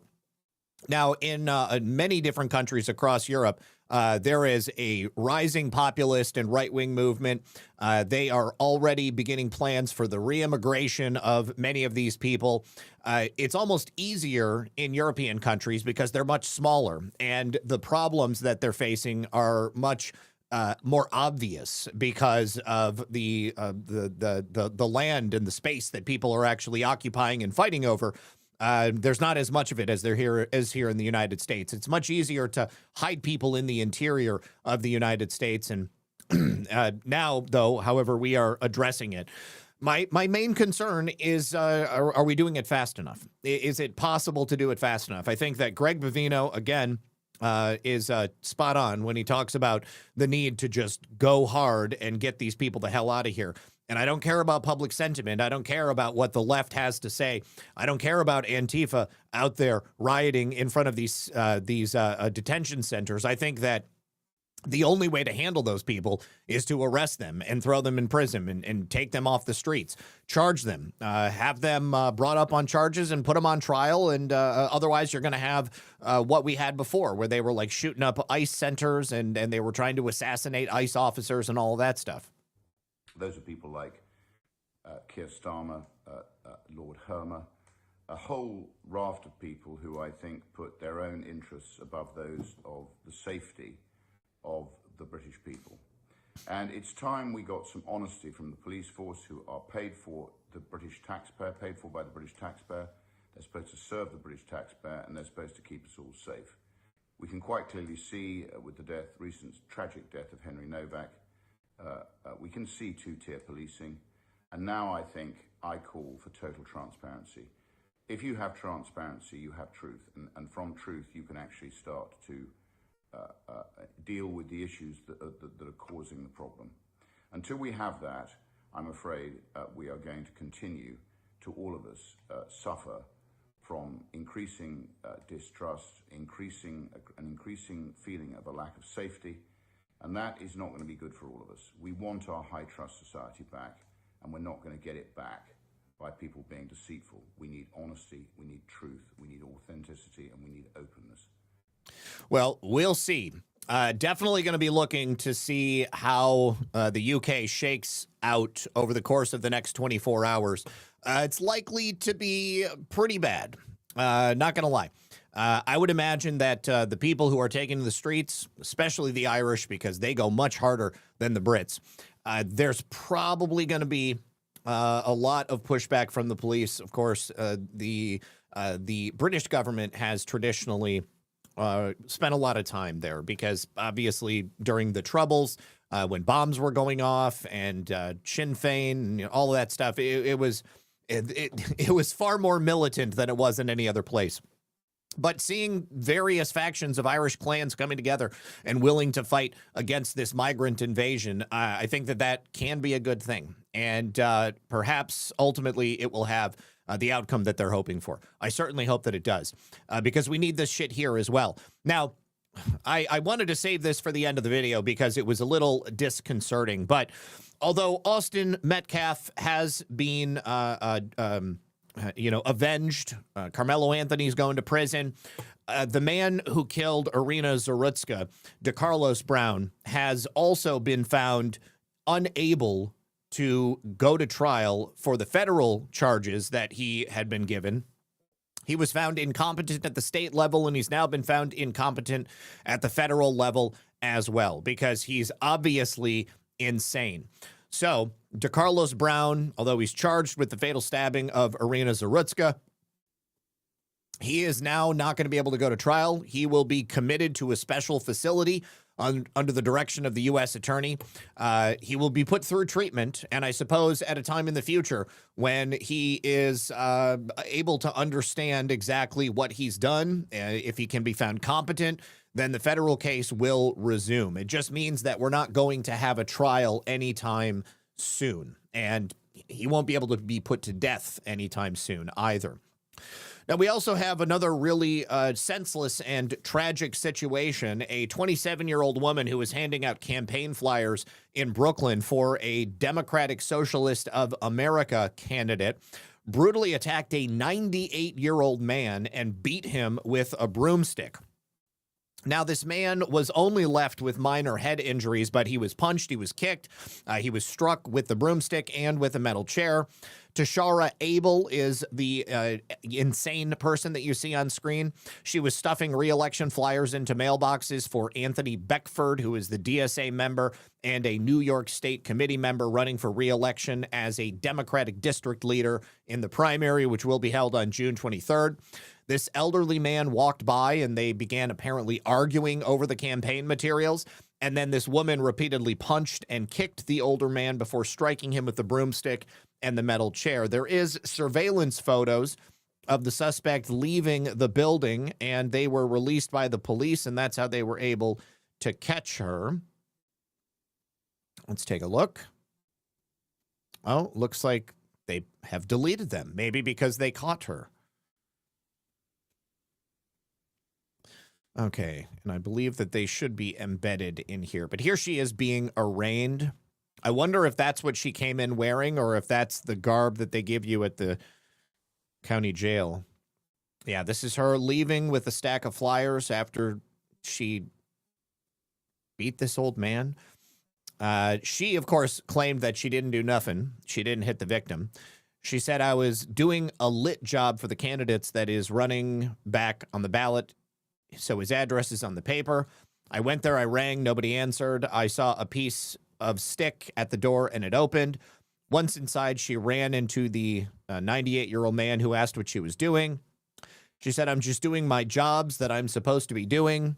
The building caretaker is the victim, and he said, you must leave.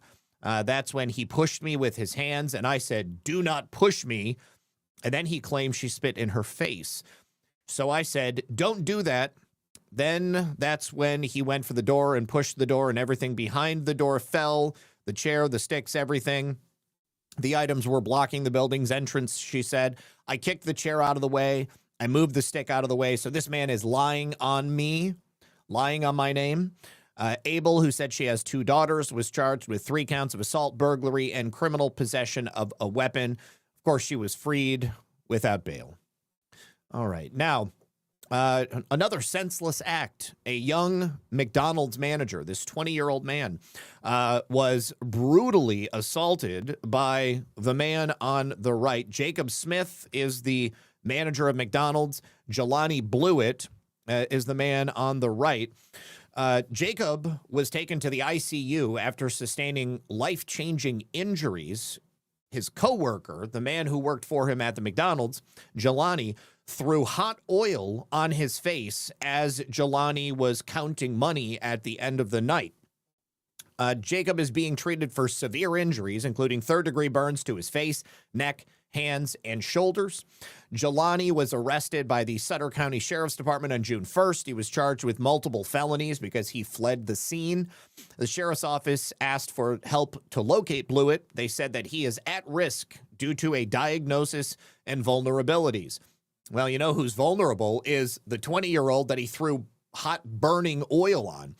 At just 20 years old, Jacob has worked hard to build a future for himself. America great again. Tricia, thank you very much for that donation on Ko-Fi. Let me refresh and I'll see if there's a message.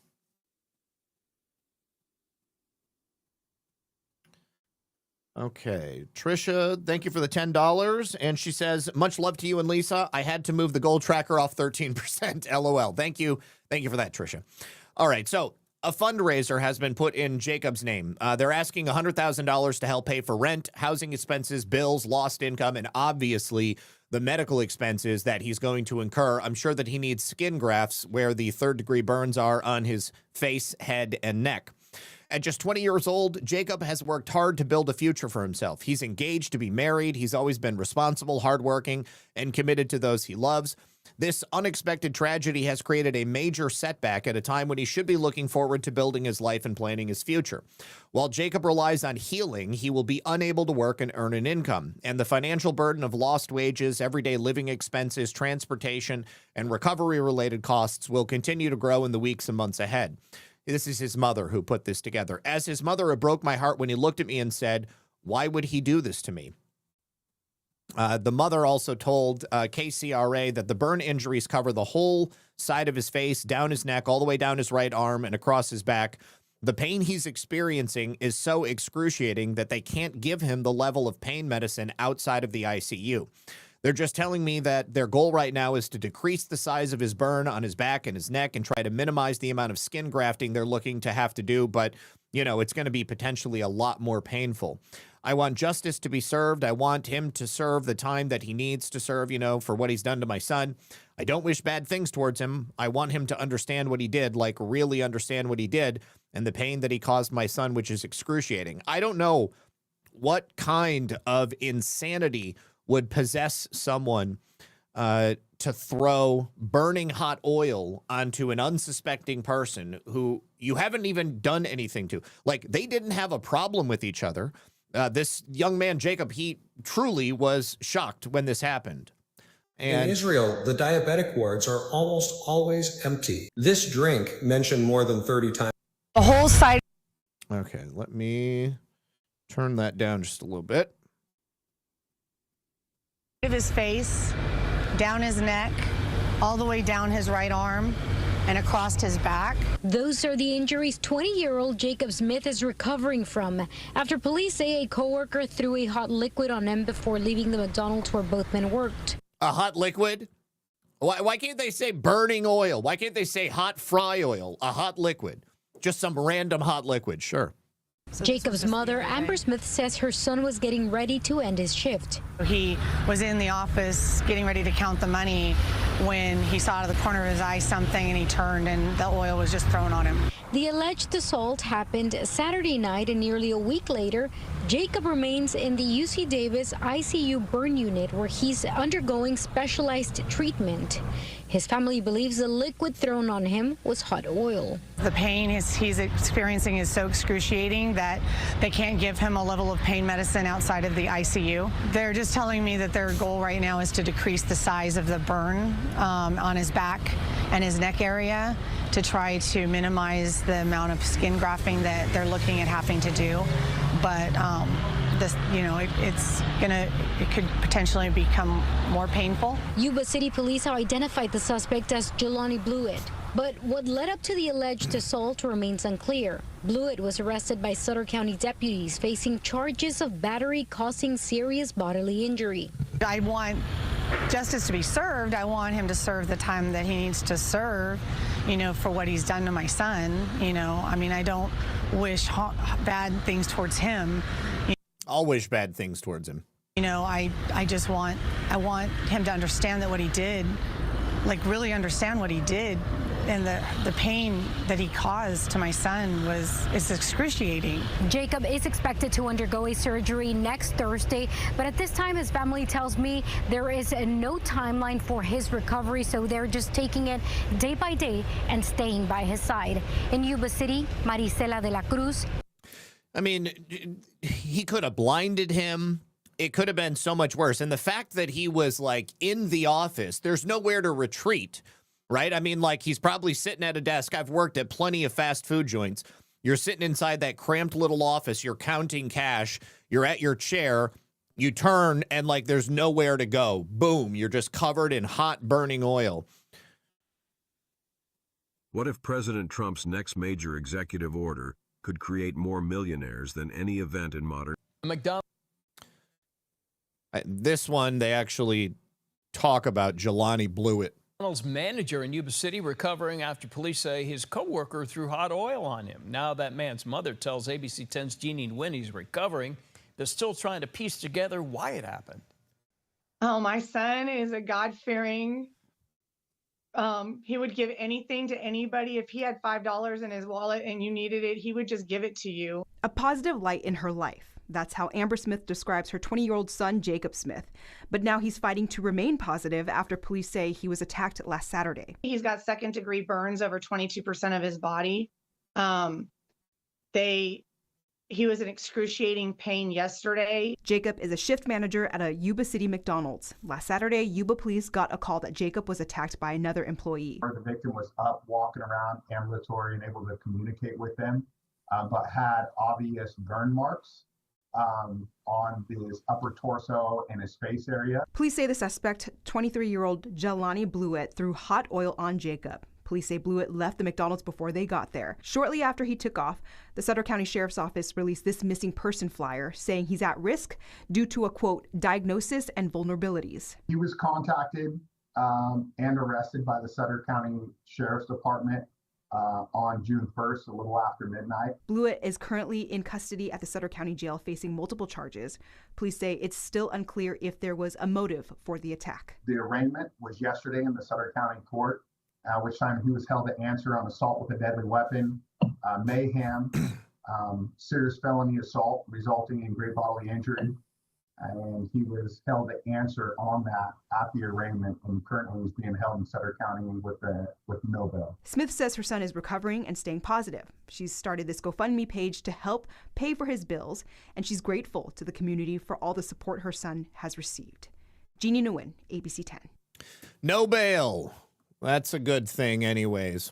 All right, you guys, I got to bounce. We're going to go ahead and close this out here. Let me read these final thank yous over on Pilled. Let's see. No thanks, Joe. I read that one. One Thunder, thank you for the 114 gold pills. And Good Dog 45, thank you for the can. All right. And thank you very much, everybody, for hanging out with us today. It's Tuesday, so I'll be back tomorrow at 5 p.m. for another episode of Red Pill News Live. Until that time, good luck, God bless. Please do me a favor, hit that like button on your way out, and I will see you guys tomorrow.